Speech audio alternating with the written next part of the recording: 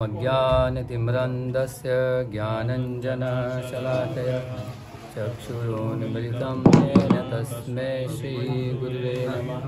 श्रीचैतन्यमनोभीष्टं स्थापितं येन भूतले स्वयं रूपा कदा मह्यं ददाति सदान्तिकं।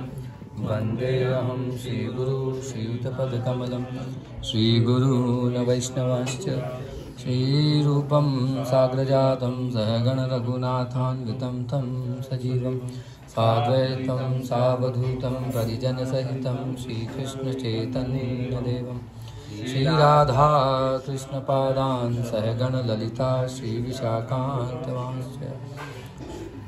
जयतां सुरोतुपङ्गो मम मन्दमतिर्गति मत्सर्वस्वपदाम्भोजो राधामदनमोहन दिव्यात् वृन्दरण्यकल्पदुर्मद श्रीमद्रत्नागरसिंहासनस्थ श्रीराधाशीलगोविन्ददेवो पृष्ठलभ्यसेव्यमानं सम्भ्रामि। श्रीमन्द्रासरसारम्भी वञ्चीवटहतटहस्ततः प्रसन्नवेणुस्वनिर्गोपिर्गोपिनाशयस्तु नः।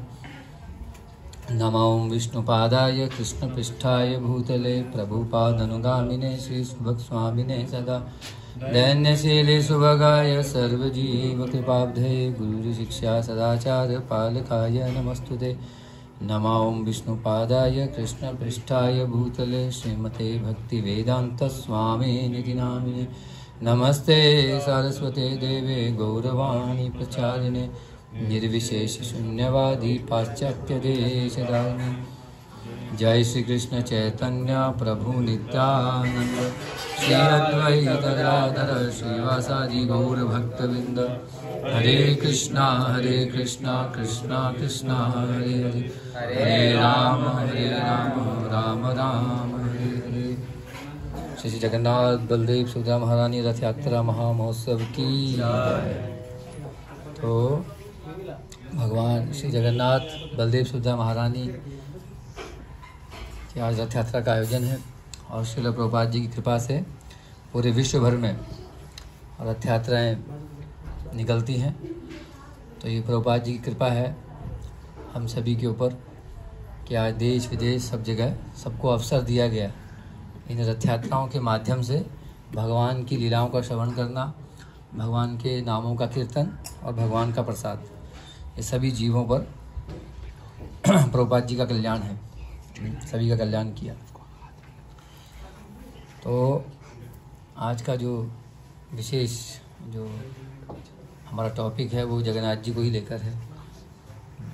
तब कथामृतम तप्त जीवनम। तो जो साधु हैं, जो भक्त हैं, उनका जीवन ही भगवान के जो लीलाएं हैं उन पर डिस्कशन, उन पर चर्चा करना।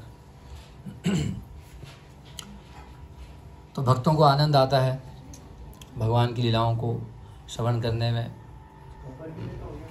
परस्पर एक दूसरे को बताने में। तो ये हमारा जीवन है। तो श्री जगन्नाथ भगवान किस प्रकार से, बहुत से भक्त लोग हैं, जब भगवान जगन्नाथ जी रथ पे आरूढ़ होते हैं तो बहुत से लोग अभी भी ऐसे हैं भारत में जो पहली बार जगन्नाथ का दर्शन करते हैं तो उनको समझ नहीं आता कि ये क्या स्वरूप है, कैसा रूप है। ये बड़ी बड़ी आंखें हैं और हाथ पूरा फुली जो है विकसित नहीं है, पूर्ण रूप से विकसित नहीं है, हाथ पैर नहीं है। ये तीनों कौन हैं? बड़ी बड़ी आंख वाले। एक बार हम लोग रथ यात्रा के समय चंडीगढ़ में, बहुत साल पुरानी बात है, तो प्रचार कर रहे थे जगन्नाथ रथ यात्रा का। तो एक दुकान में गए तो वहाँ सरदार जी थे। बोले, वो सरदार जी मुझे बोले कि भैया आपका स्वरूप तो बहुत अच्छा है, मगर आपने अपने भगवान का स्वरूप क्या बना रखा है? तो मैंने कहा, प्रभु जी ये भगवान की लीला है, इस पर अब डिस्कस बहुत लंबा पड़ेगा। मैं कहा, जैसे आपने अपने सर पे पगड़ी बांध रखी ना, तो आपका स्वरूप क्या है? आपने अपना क्या स्वरूप बना रखा है? मैं कहा, ऐसी भगवान जो भगवान है ये उनकी स्वेच्छा है कि वो अपने भक्त के सामने कैसे प्रकट होना चाहते हैं। हरि अनंत, हरि कथा अनंत। भगवान तो अनलिमिटेड है, अनंत है। भगवान की कथा अनंत है, भगवान के अवतार अनंत हैं। अवतारा ही असंख्या नाम, भागवतम पुराण में लिखा। भगवान के असंख्य अवतार हैं। हम तो केवल भागवतम में से 24 या 26 बताते हैं, किंतु वही भागवतम कहती है अवतारा ही असंख्या नाम। भगवान के अनंत अवतार हैं। सागर में उठने वाली लहरों को हम गिन सकते हैं। तो सागर में उठने वाली लहरों को हम गिन सकते हैं, परंतु भगवान के अवतारों को हम नहीं गिन सकते, भगवान के स्वरूपों को हम नहीं गिन सकते। इतनी लीलाएं हैं भगवान की। तो अपने भक्तों को आनंद देने के लिए, जैसा कि आप सभी जानते हैं, गुरु महाराज प्रश्न पूछते हैं कि भगवान आते क्यों हैं, प्रकट क्यों होते हैं। तो मुख्यतः भगवान के तीन ही कारण हम बताते हैं गीता में से, कि भगवान दुष्टों का संहार करने के लिए, अपने भक्तों को आनंद प्रदान करने के लिए, और धर्म की स्थापना करने के लिए भगवान युग युग में प्रकट होते हैं। भागवतम कहती है,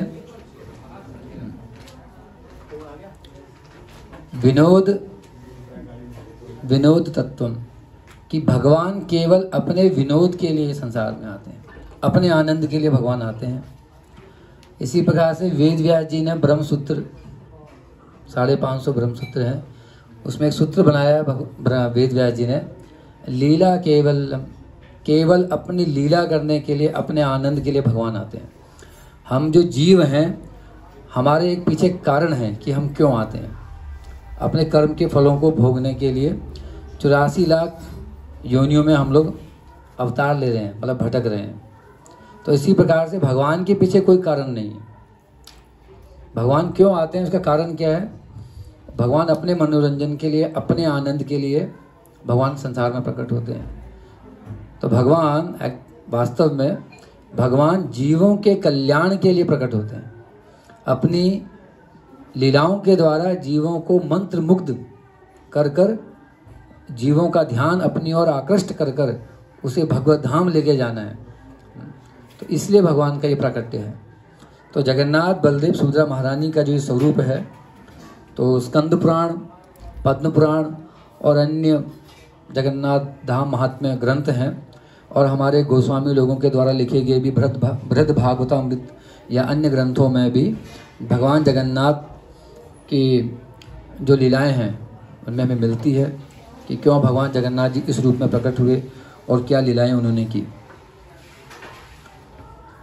तो उसका जो प्रसंग है, प्रसंग इस प्रकार से है, सभी जानते हैं और पुनः दोहराते हैं कि सतयुग में जो राजा इंद्रद्युम्न है और उसकी जो रानी है गुंडीचा, जो निसंतान है परंतु भगवान के ऊपर निर्भर हैं, शरणागत हैं, भगवान का भजन करते हैं, और किस प्रकार से राजा इंद्रद्युम्न अपने राज्य में भक्त की तरह जो उनका आचरण है, और अपने राज्य में भी वो जनता को इस भगवत भक्ति में लगाए हुए हैं। तो राजा इंद्रद्युम्न, तो उनके राज्य में, उनका जो राज्य था उज्जैन में, अवंती नामक वो जगह है जहाँ पर राजा इंद्रद्युम्न रहा करते थे। तो वहाँ पर साधुओं का आना जाना, लोगों का आना जाना दूर दूर से। तो एक बार रात्रि के समय कुछ साधुगण वहाँ पर आए, उनके विश्राम की व्यवस्था वो करते थे। तो वो नील माधव के बारे में चर्चा कर रहे थे, भगवान कृष्ण के बारे में, चतुर्भुज रूप में है नील माधव, उनके बारे में वो चर्चा कर रहे थे। तो ये उनके मंत्री ने सुन लिया कि नील माधव एक जगह है जहाँ भगवान प्रकट है, तो वो जगह हमें जाना चाहिए। तो मंत्री ने जब ये संदेश राजा को दिया, राजा इंद्रद्युम्न को, तो राजा इंद्रद्युम्न ने नील माधव की खोज में अपनी सेना को दौड़ाया और अपने पुरोहित के एक पुत्र हैं विद्यापति, उनको भेजा कि पता करो, पूर्व पश्चिम उत्तर दक्षिण चारों दिशाओं में उन्होंने भेजा अपने गुप्तचरों को पता करने के लिए कि नील माधव कहाँ पर हैं और हम भी भगवान के दर्शन करेंगे। तो सभी ने ये प्रसंग देखा भी होगा, वीडियो है बहुत। तो विद्यापति जाते हैं, तो विद्यापति जाते जाते एक ऐसे स्थान पर पहुंचते हैं समुद्र के किनारे पर। तो वहाँ पर विश्ववसु साबर जाति के कुछ लोग रहते हैं। तो उसी में से साबर जाति के विश्ववसु जो हैं, जो कि प्रतिदिन नील माधव को दर्शन किया करते थे, उनकी पूजा किया करते थे, परंतु अकेले जाते थे और अकेले ही घर वापस आते थे। तो उनकी पुत्री थी ललिता। तो विद्यापति जो कि नील माधव की तलाश में यहाँ वहाँ भटक रहे थे, तो संध्या काल हो चुका था और वे वहाँ पर आए, और जो ललिता जो कन्या है उन्होंने उसको संरक्षण दिया अपने घर में कि हमारे घर में रहिए, तो आप यहाँ कुछ दिन यहाँ बिता सकते हैं। तो जो ललिता है, बाद में उसका विवाह भी हुआ उसी विद्यापति से। तो उन्होंने बताया, 2-3 दिन ऐसे देखा उन्होंने कि जो उनके पिताश्री हैं वो रोज़ रात को कहीं चले जाते हैं, बहुत सुबह, मतलब सुबह तड़के सुबह निकल जाते हैं। कहाँ जाते हैं किसी को नहीं पता। तो बहुत जोर कर विद्यापति ने विश्ववसु से कि मुझे भी उस स्थान के दर्शन करने हैं। तो विश्ववसु उनको आँख पर पट्टी बांध कर ले गए। और वो बहुत चतुर हैं विद्यापति, वो अपने साथ सरसों के बीज लेके गए हैं। तो रास्ते में जहाँ जहाँ जा रहे हैं सरसों के दाने वहाँ पर गिरते हुए जा रहे हैं, क्योंकि जब बारिश होगी तो जहाँ जहाँ सरसों गिरा है वहाँ पर उसके पौधे उग जाएंगे और पूरा रास्ता समझ में आ जाएगा। तो विद्यापति जी जब वहाँ पर पहुँचे, उन्होंने नीलमाधव के दर्शन किए और बहुत प्रसन्न हुए। और इतने में विश्ववसु जंगल में कुछ फूल एकत्र करने चले गए। तो वहाँ की जो दिव्यता है वो ये विद्यापति को नजर आई। उसी समय उन्होंने क्या देखा, एक कौवा जो कि वृक्ष पे बैठा है और उसे नींद आ रही है। परंतु जैसे ही विद्यापति ने उसको देखा और कौवे ने भी विद्यापति को देखा, तो वो कौवा सरोवर, वहीं पर एक सरोवर था, उस सरोवर में गिर गया और वो चतुर्भुज रूप में प्रकट हो गया वो कौवा। और तुरंत गरुड़ जी आए और उस कौवे को उठा के ले गए वैकुंठ धाम। अब विद्यापति बोला ये तो बहुत अद्भुत स्थान है। तो विद्यापति क्या किया, वो भी पेड़ पे चढ़ गया, मतलब मैं भी यहाँ से छलांग लगाऊंगा। तभी आकाशवाणी हुई कि मुक्ति के लिए या वैकुंठ धाम प्राप्त करने के लिए ऐसे आत्महत्या करना उचित नहीं है। अभी तुम्हारे द्वारा अनेकों कार्य होने हैं, तो अभी तुम रुको। तो विद्यापति फिर उन्होंने ये घटना अपने ससुर को नहीं बताई, जो विश्ववसु। तो वो घर वापस आ गए। और जब घर वापस आ गए, यहाँ विश्ववसु के सपने में कि विश्ववसु तुमने मेरी बहुत पूजा की है, बहुत भक्ति भाव से, परंतु अब मैं राजसिक भाव से अपनी पूजा करवाना चाहता हूँ और राजसिक भाव से मैं आनंद लेना चाहता हूँ। तो इसलिए अब जो ये सेवा है तुम्हारे हाथों से राजा इंद्रद्युम्न के हाथों में चली जाएगी। ये सुनते ही उनका सपना टूटा। वे उठे विश्ववसु और उन्होंने विद्यापति को बांध दिया घर में। कह रहे जब तक ये जाएगा नहीं, ये बताएगा नहीं, तो राजा को पता कैसे लगेगा। तो उन्होंने बांध दिया अपने दामाद को कि इसको कहीं नहीं भेजना। परंतु जब वो चले गए उसको बांध कर, तो फिर विद्यापति ने अपनी पत्नी से रिक्वेस्ट की, ललिता से बहुत निवेदन किया कि तुम मुझे खोल दो तो मैं राजा के यहाँ जाऊँ। तो उसकी पत्नी है, फिर उन्होंने उसको खोल दिया। तो विद्यापति फिर गए राजा के पास, इंद्रद्युम्न के पास, और बोला कि मैंने नीलमाधव का दर्शन किया है और आपको भी वहाँ ले चलते हैं। तो इस प्रकार से जब राजा को ज्ञात हो गया कि नीलमाधव का जो स्थान है वो कहाँ पर है, और इस प्रकार से राजा और अपनी सेना अपनी पत्नी के साथ नीलमाधव के दर्शन के लिए गए। तो भगवान वहाँ से अंतर्ध्यान हो गए। अंतर्ध्यान हो गए तो राजा को बहुत मतलब अच्छा नहीं लगा। उसको लगा कि शायद मैंने कोई गलती कर दी है, तो भगवान मुझे दर्शन नहीं देना चाहते। तब भगवान ने कहा कि मैं दारू ब्रह्म के रूप में इस समुद्र से प्रकट होऊंगा, एक लकड़ी जिसमें शंख चक्र गदा पद्म बना होगा। उस लकड़ी से मेरे जगन्नाथ बलदेव सुभद्रा सुदर्शन ये विग्रह तुम तैयार करो और इसी रूप में मैं पूजा जाऊंगा। तो राजा इंद्रद्युम्न ने मंदिर बनाया कि भगवान आने वाले हैं बहुत ही जल्द, दारू ब्रह्म के रूप में, उस लकड़ी के रूप में। तो पहले मंदिर का निर्माण कर दिया। तो जब मंदिर का निर्माण किया तो उसके उद्घाटन के लिए राजा इंद्रद्युम्न कहाँ गए, ब्रह्मा के पास गए। घटना सत्युग की है। तो ब्रह्मा जी के पास गए तो थोड़ा विलम्ब हो गया ब्रह्मा जी के वहाँ पर। ब्रह्मा जी कहीं गए हुए थे कुछ जरूरी काम से, ऑफिस में मिले नहीं अपने, तो वेट करते रहे कि वहाँ बाहर बैठे बैठे। तो जब ब्रह्मा जब तक आए तो नीचे काफ़ी 1000 वर्ष बीत गए। तो फिर ब्रह्मा जी के साथ जब नीचे आए तो नीचे जो मंदिर बनाया था वो पूरा रेत से कवर हो गया, ढक गया। तो भगवान की कृपा से जो उनकी पत्नी है वो अभी भी जीवित थी, गुंडीचा। बहुत से अलग अलग पुराणों में अलग अलग प्रसंग है इसका। तो कहते हैं कि उस समय जो राजा नीचे था, क्या गाल माधव नाम एक राजा रहता था। तो वो राजा जब गुजर रहा था तो उसके घोड़े का जो पैर है वो मंदिर के चूड़े से टकराया, क्योंकि मंदिर दब गया था। उसके चूड़े से टकराया तो वो घोड़ा बिचक के गिर गया। तो सैनिकों से बोला यहाँ खोदो, यहाँ पर क्या है। तो खोदा तो वहाँ पर पूरा जगन्नाथ मंदिर प्रकट हो गया, निकल गया। तो अब ये जो गाल माधव राजा है ये कहता है कि मैंने बनाया है मंदिर, ये मेरा मंदिर है। तो इंद्रद्युम्न जो ब्रह्मा जी के पास गए थे तो वापस आने में इतना समय लगा था, तो इंद्रद्युम्न ने कहा ये जो मंदिर है ये मैंने बनवाया है, ये मेरा है। तो कहते हैं कि वहाँ पर उनकी बात की पुष्टि करने के लिए, उनके वचन को पुष्ट करने के लिए काकभूषणी जी, रामायण के जो काकभूषणी जी हैं वो कई कल्पों तक उनको जीवित वरदान है, तो उन्होंने वहाँ पर गवाही दी। उन्होंने कहा हाँ ये सही कह रहे हैं, क्योंकि जिस समय मंदिर का निर्माण हो रहा था तब मैं यहीं पर था, तो राजा इंद्रद्युम्न ने ही इस मंदिर का निर्माण किया है, तो ये मंदिर राजा इंद्रद्युम्न का है। एक प्रसंग तो ये है, बाकी अन्य प्रसंगों में अलग अलग लीलाएं हैं कि किस प्रकार से मंदिर प्रकट हुआ। और कुछ ही दिनों में फिर ये दारू ब्रह्म के रूप में, लकड़ी के रूप में भगवान बहते हुए समुद्र के किनारे पे आए, और राजा ने अपने सेना नायकों के द्वारा उसको निकालने का बहुत भरसक प्रयास किया। तो भगवान ने कहा कि जो विद्यापति है और जो साबर लोग हैं, जो नीची जाति के लोग हैं साबर लोग, एक तरफ से ब्राह्मण लोग पकड़ेंगे, एक तरफ से साबर लोग इस लकड़ी के टुकड़े को पकड़ेंगे, और तब मैं यहाँ से आसानी से बाहर आ जाऊँगा। तब ये जो दारू ब्रह्म के रूप में भगवान वहाँ प्रकट हुए, और बहुत से क्या कहेंगे कारपेंटर मिस्त्री वहाँ सब आए भगवान का जो स्वरूप है उसको तैयार करने के लिए। परंतु भगवान बड़े दिव्य हैं, तो किसी के भी द्वारा जितने भी कारीगर वहाँ पर आए तो सबका हथौड़ी चैना जो भी है वो सब टूट जाता है, तो बनता नहीं है, वो विग्रह बनता नहीं है। तब जाकर एक वृद्ध और सुंदर दिखने वाला, अब कहते हैं कि वो विश्वकर्मा है, भगवान के द्वारा भेजे गए, जैसे हम भगवान के स्वरूप को एक भगवान प्रकट हुए, तो एक बूढ़ा व्यक्ति प्रकट हुआ और उसने कहा कि मैं इसे बनाऊंगा, परंतु शर्त यह है कि जब तक ये तैयार नहीं हो जाते हैं कोई भी दरवाज़ा नहीं खुलेगा। तो अब वो ब्राह्मण लगा हुआ है, ठक ठक ठक ठक, तब तक तो आवाज़ आ रही है, और राजा रोज़ सुन रहा है कि हाँ काम चल रहा है।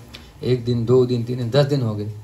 अब रानी ने कहा कि भाई ये कुछ खाता नहीं है, कुछ पीता नहीं है, ये अंदर काम करने में लगा हुआ है, विग्रहों को बनाने में लगा हुआ है, तो ये तो मर जाएगा ऐसे। तो सब हमको दोष देंगे कि भैया खाना तो उसको काम पे लगा दिया, खाना कुछ पूछा नहीं और वो ब्राह्मण को मार दिया, तो ब्रह्म हत्या लग जाएगी हमको। तो 12-14 दिन हो गए, 14 दिन जब हो गए तो रानी ने बहुत फोर्स किया, जोर दिया राजा को कि भाई नहीं अब तो आवाज़ भी आना बंद हो गई। लगता है वो लुढ़क गया, मर गया, वो काम करते करते ना खा रहा है ना पी रहा है, मर गया। भाई तुम जाओ उसको खोलो, ये ब्रह्म हत्या पाप लग जाएगा। तो अपनी पत्नी के कहने पे राजा ने उस दरवाजे को जैसे ही खोला कमरे को, तो अंदर क्या देखा, वो है ही नहीं, वो व्यक्ति है ही नहीं अंदर।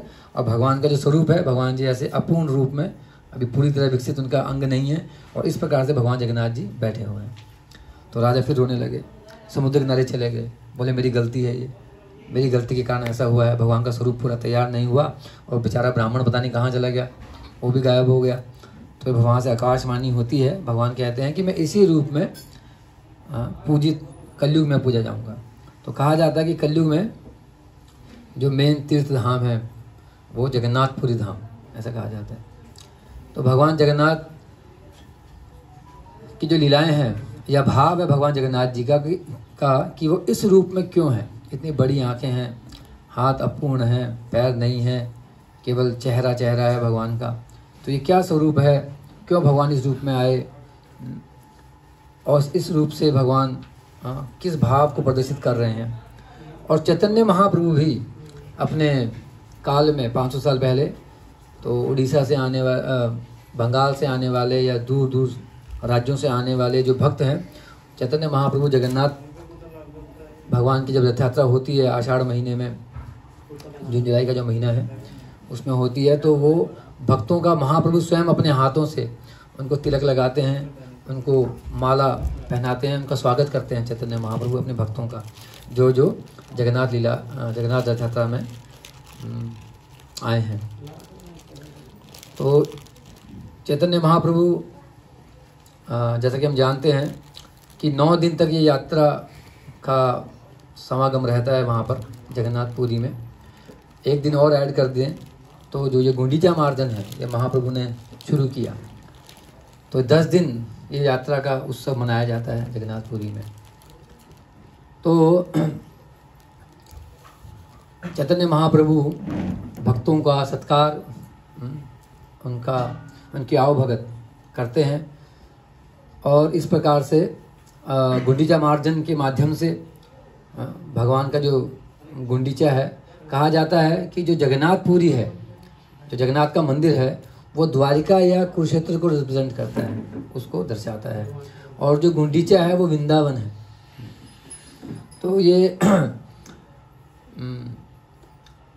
जो भक्ति का जो राज्य है उसमें भाव प्रमुख है।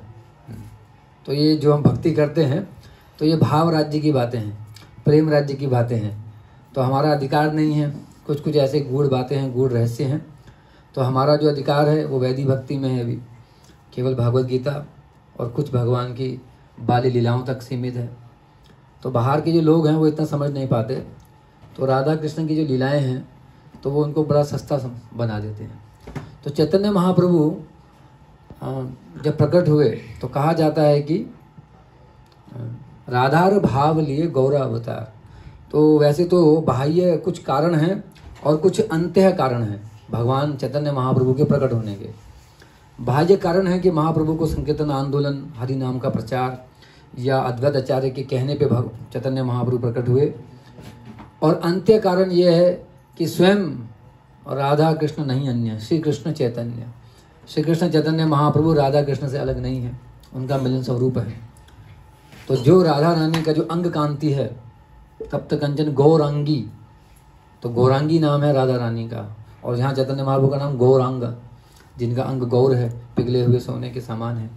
तो राधार भाव लिए, तो चैतन्य महाप्रभु राधा रानी का भाव लिए जगन्नाथ जी की रथ यात्रा के आगे उदंड कीर्तन करते हैं और बहुत ही उन्नत श्लोकों में वो उच्चारण करते हैं, भगवान जगन्नाथ की महिमा को गाते हैं। अब ये जो चैतन्य महाप्रभु के जो भाव प्रकट होते हैं, ये केवल भगवान के जो पार्षद है वही इसको समझ पाते हैं। और उन पार्षदों में से भी केवल जो भगवान के गूढ़ पार्षद हैं, जैसे स्वरूप दामोदर, वो इन भावों को समझ पाते हैं कि महाप्रभु क्या कहना चाहते हैं, क्या व्यक्त करना चाहते हैं। तो ऐसी एक घटना पड़ी कि जब रूप गोस्वामी के यहाँ पर गए थे चैतन्य महाप्रभु, तो रूप गोस्वामी ने एक श्लोक लिखा था कि महाप्रभु का जो भाव है वो इस प्रकार से है।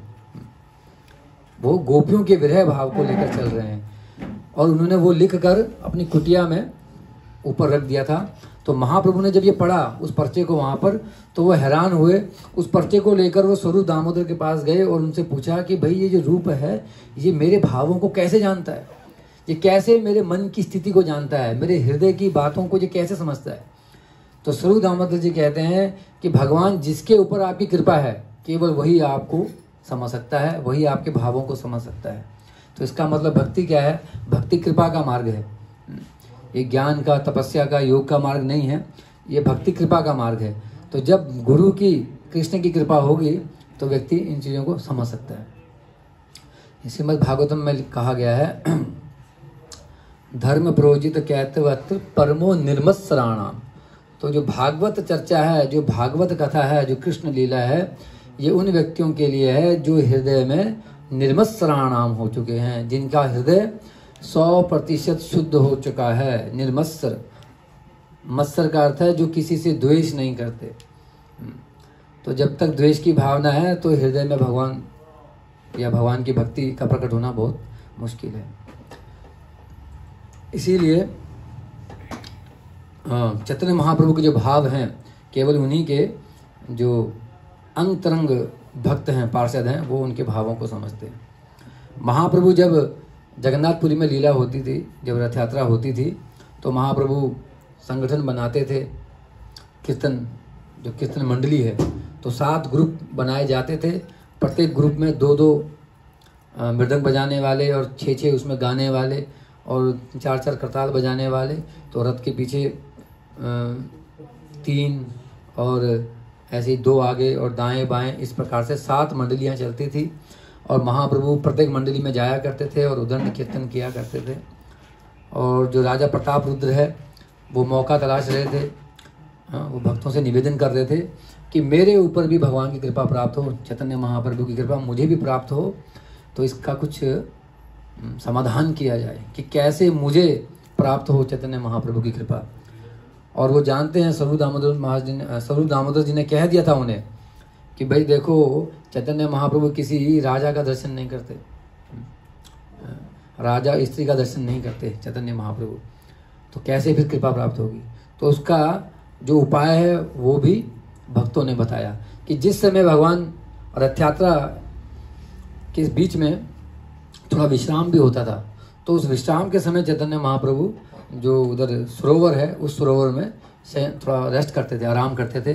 तो यही एक मौका था राजा प्रताप रुद्र के पास कि उस समय वो भगवान अपने राजवेश में ना जाकर एक साधारण से वेश में भगवान की चरण दबाने लगे और वो श्लोकों का उच्चारण करने लगे।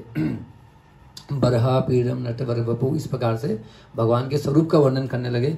तो उनको बहुत आनंद आया चैतन्य महाप्रभु को, तो उन्होंने एक और श्लोक सुनाया, फिर भगवान का वर्णन किया। तो बहुत प्रसन्न हो गए, बोले तुम कौन हो। महाप्रभु जानते हैं कि वो कौन है, और फिर भी पूछते हैं कि तुम कौन हो। वो कहते हैं मैं आपका दास हूँ। तो इस प्रकार तो महाप्रभु ने राजा प्रताप रुद्र के ऊपर कृपा की, उनके पुत्र के ऊपर भी कृपा की। उन्होंने उनके पुत्र को पुष्पमाला और अपना कुछ अंग वस्त्र भी दिया। और एक बार जब रथ यात्रा चल रही थी तो राजा प्रताप रुद्र ने क्या देखा, क्योंकि ये नियम है जब रथ स्टार्ट होता है, शुरुआत होती है, तो राजा झाड़ू जो है स्वर्णिम झाड़ू से बुहारता है सड़क को, उनका जो रास्ता है। तो उन्होंने क्या देखा कि जो सातों की सातों मंडली में चैतन्य महाप्रभु नृत्य कर रहे हैं।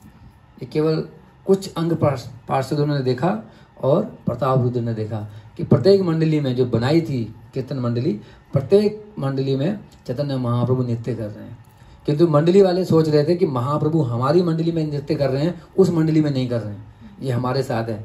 पीछे वाले सोचते थे हमारे साथ है, उनके साथ नहीं है। जो उसी प्रकार है जिस प्रकार से रासलीला में गोपियां सोचती थी कि कृष्ण हमारे साथ नृत्य कर रहे हैं, उसके साथ नहीं कर रहे हैं। तो अपने आप को महत्व समझते थे कि मैं इंपॉर्टेंट हूँ, तो गोपियां सोचती थी। तो वो मंडली भी सोचते थे कि हम इंपॉर्टेंट हो गए हैं, हम बहुत महत्व कि हमारे ग्रुप में यहाँ महाप्रभु नृत्य कर रहे हैं, उनके उसमें नहीं कर रहे हैं। तो ऐसा वो सोचते थे। तो राजा प्रताप रुद्र ने क्या देखा, वो सब में वही नृत्य कर रहे हैं। चैतन्य महाप्रभु सभी मंडली में चैतन्य महाप्रभु नृत्य कर रहे हैं। अभी नृत्य करते करते क्या हुआ, एक बार जब रथ यात्रा शुरू हो रही थी तो राजा प्रताप रुद्र और उनका एक असिस्टेंट कह लीजिए हरिचंदन, जो कि जब जगन्नाथ जी को देखते हैं तो सब लोग जगन्नाथ जी को देख रहे थे, तो श्रीवास ने हरिचंदन के कंधे पे ऐसे हाथ मारा और कहा साइड हो जाओ, महाप्रभु दर्शन कर। तो फिर भी वो भी उदंड कीर्तन कर रहा था, तो उसका भी मन था जगन्नाथ जी को देखने का।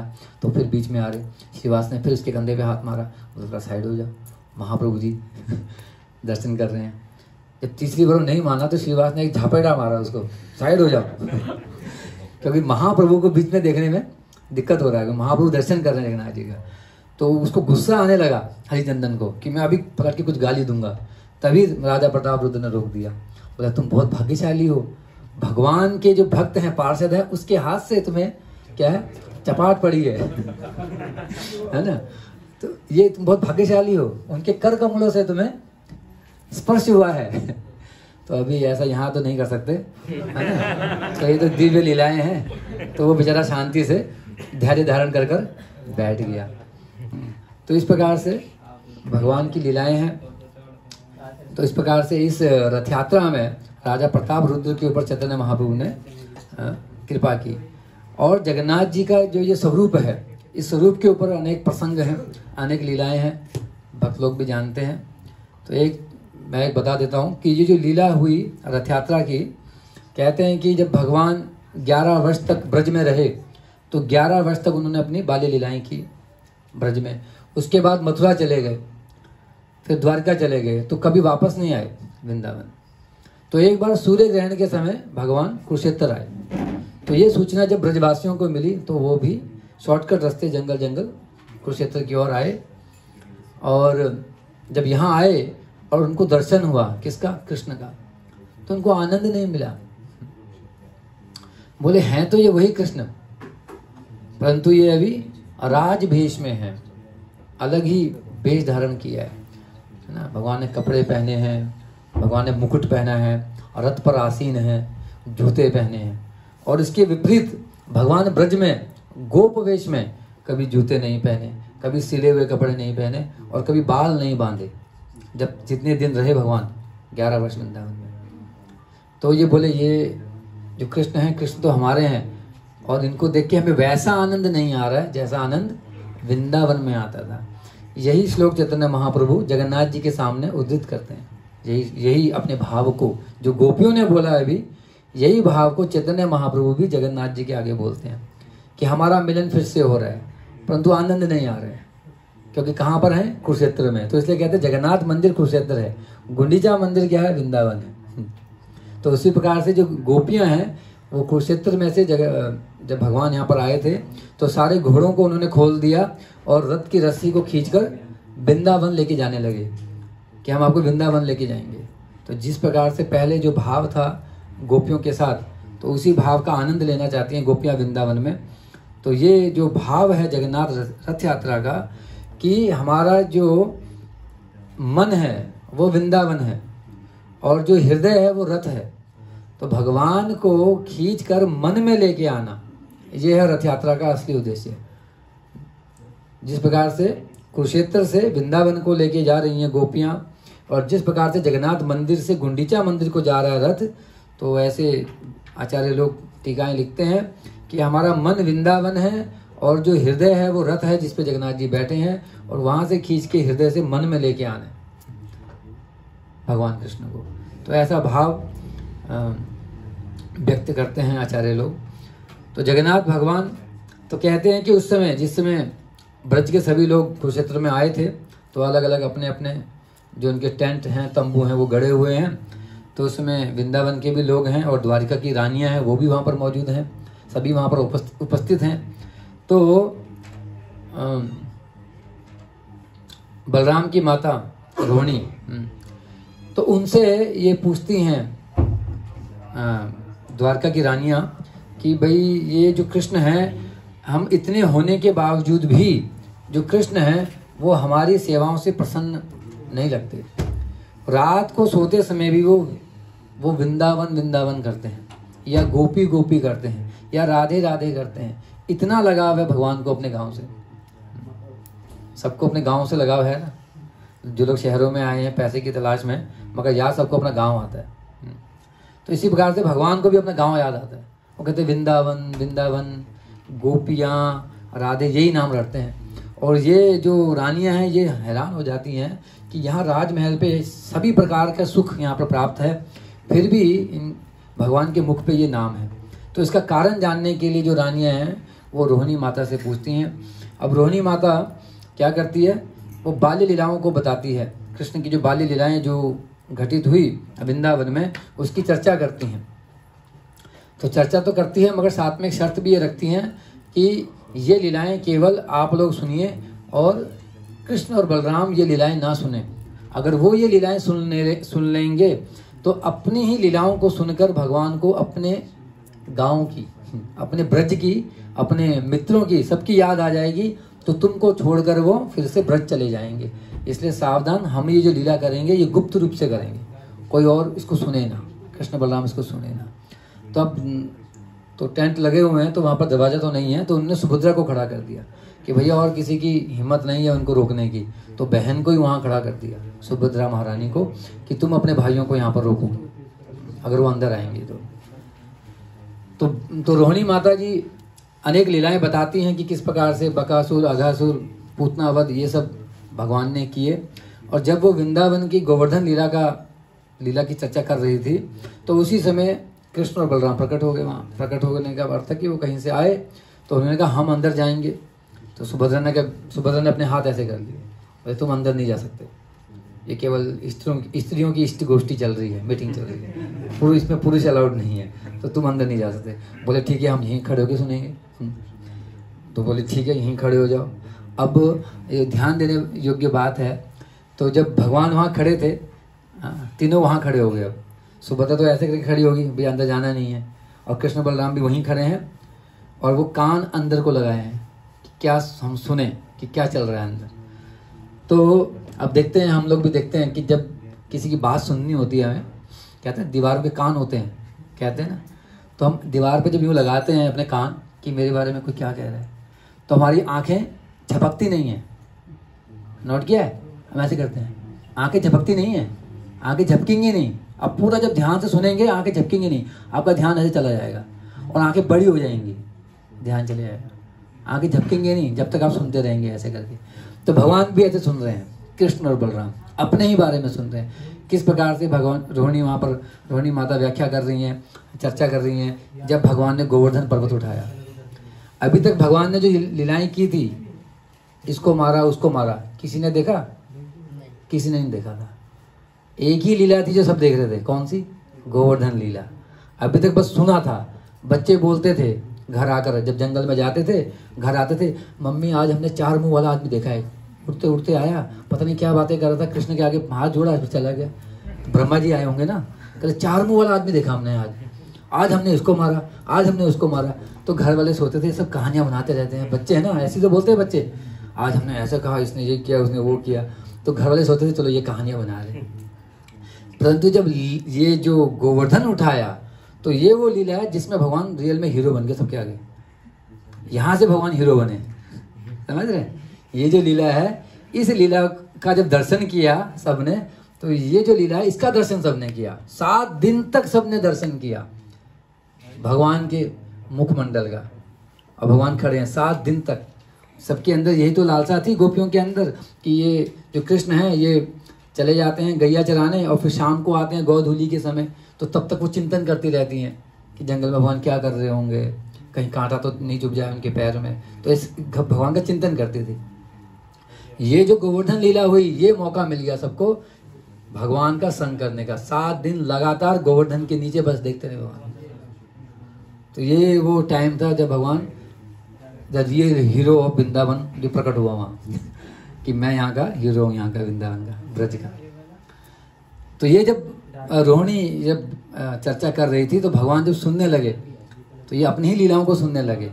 जैसे हमारी माँ किसी के समय हमारी बातें बताने लगे कि बचपन में ऐसा था, ये बचपन में ऐसा था, तो हम हंसते हैं कि मेरी बातें करिए, हम उसमें हम जानते कि बचपन में ऐसे करता था, बचपन में तू ऐसे उल्टा जवाब देता था, है ना। तो इस प्रकार से, या बचपन में तुम जब मार के डर से तुम नंगे ही बाहर भाग जाते थे, बताते ना, माँ बताती है कई बार ऐसे कि तुम ऐसे करते थे, हम कहते नहीं मैं ऐसा नहीं था, नहीं तुम ऐसे थे। तो ऐसे ही रोहिणी जब बाली लीलाएं बता रही हैं रानियों को, तो भगवान सुन के हंस रहे हैं। तो ये जो भाव है, जो महाभाव भगवान को जो प्रकट हुआ, अब बड़ी बड़ी आंखें हो गई, आनंद आने लगा अपनी ही चर्चा सुनकर भगवान को, तो बड़ी बड़ी आंखें होने लगी, है ना, उनका स्माइल जो है वो बड़ा होने लगा। तो वो सुभद्रा भी ये सुन के स्माइल दे रहे हैं, सब उनका जो मुखमंडल है वो बहुत प्रफुल्लित हो गया, आंखें बड़ी हो गई और चेहरा इस प्रकार से हो गया। और ऐसा भाव आया कि उस भाव में जो उनके भगवान का जो शरीर है वो पिघल के छोटा हो गया। कहते हैं उड़ते समय नारद मुनि जी कहीं ना कहीं जा ही रहते हैं, हमेशा देखते हैं। वो तो उनको श्राप दिया है दक्ष ने कि तुम एक जगह टिक के नहीं बैठ सकते, तो कहीं आपको बैठे हुए कभी नहीं मिलेंगे। वो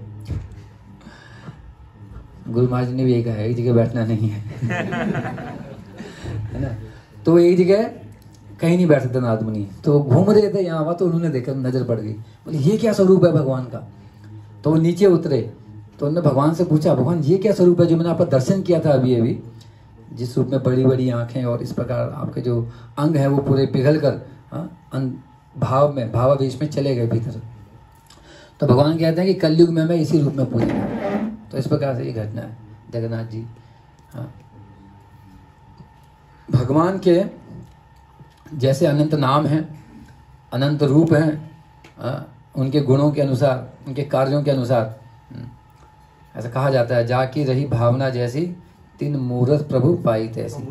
हाँ, तीन प्रभु मूरत तीन देखी तैसी। और यही गीता में भगवान कहते हैं, ये यथा माम प्रपदन्ते ताम ततः भजाम्यहम्। जो जिस रूप से मेरे शरणागत है, मैं भी उसी रूप, उसी के अनुरूप उसको फल दे रहा हूँ। तो इस प्रकार से भगवान के अनंत रूप है, अनंत नाम है। अब आप कह रहे हो भगवान का नाम माखन चोर है, अब जगन्नाथ जी का नाम कटहल चोर भी है ना, कटहल चोरी किया ना, उसके अनंत नाम है। माखन चोर क्यों है? वो कटहल चोर भी है, वो तो केला चोर भी है, वो तो चित्त चोर भी है, गोपियों के चित्त को हरण करने वाला चित्त चोर भी है। तो भगवान के अनंत नाम है।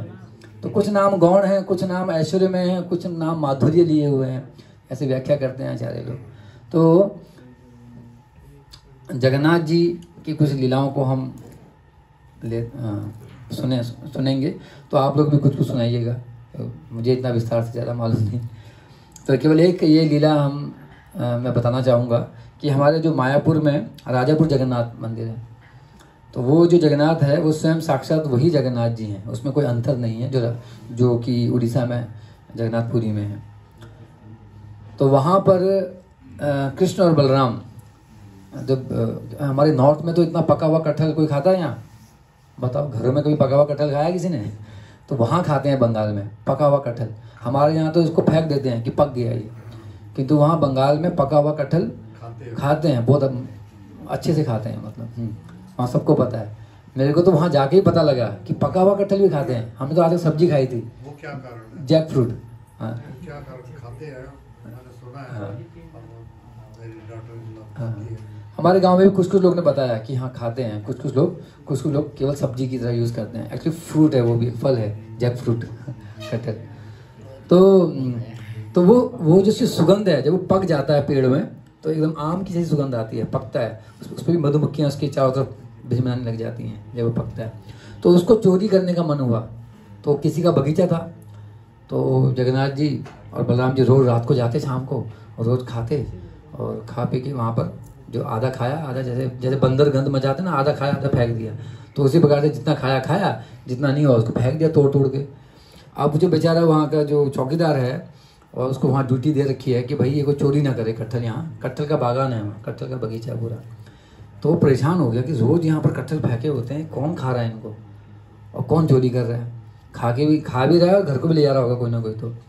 तो एक दिन उसने कहा चलो पहरा देता हूँ, मगर उस दिन उसको नींद आ गई, भगवान की माया।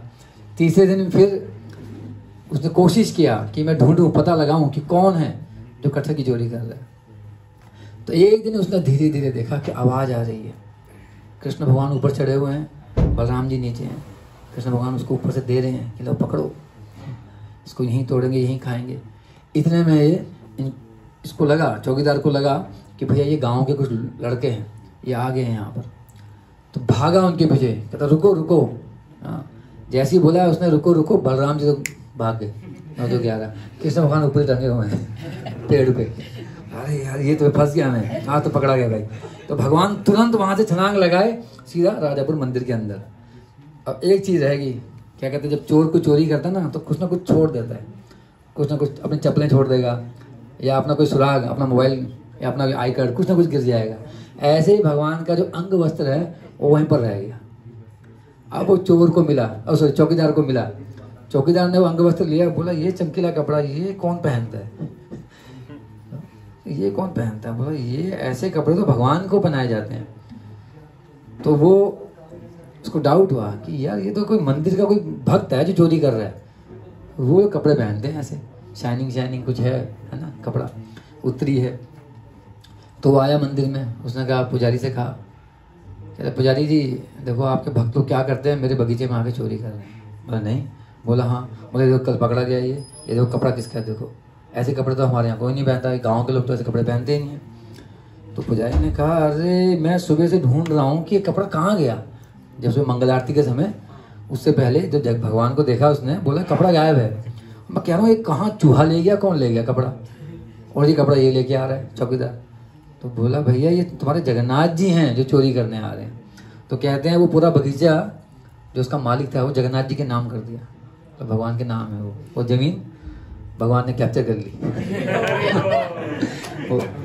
नहीं हाँ, राजापुर जगन्नाथ मायापुर में, वहाँ की घटना, वहाँ की।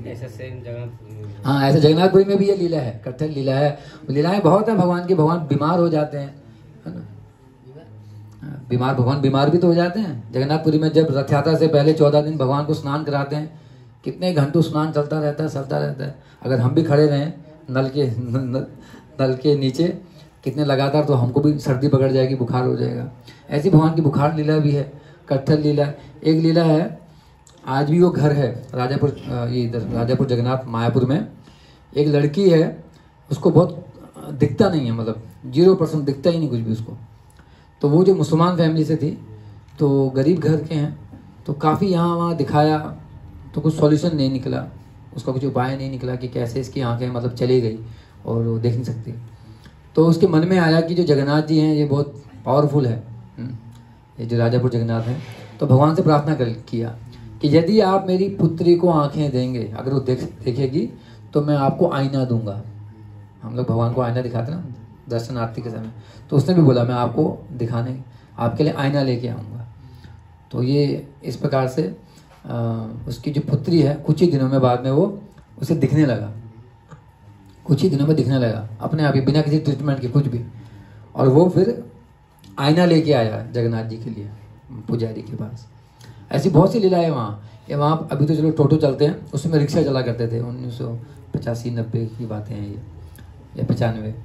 वो जो मंदिर है राजापुर जगन्नाथ हमारे अंडर में आया था, 85 में आया होगा हमारे अंडर में, इस्कॉन के अंडर में। नहीं तो पहले कोई और पुजारी था उसको चलाया करते थे।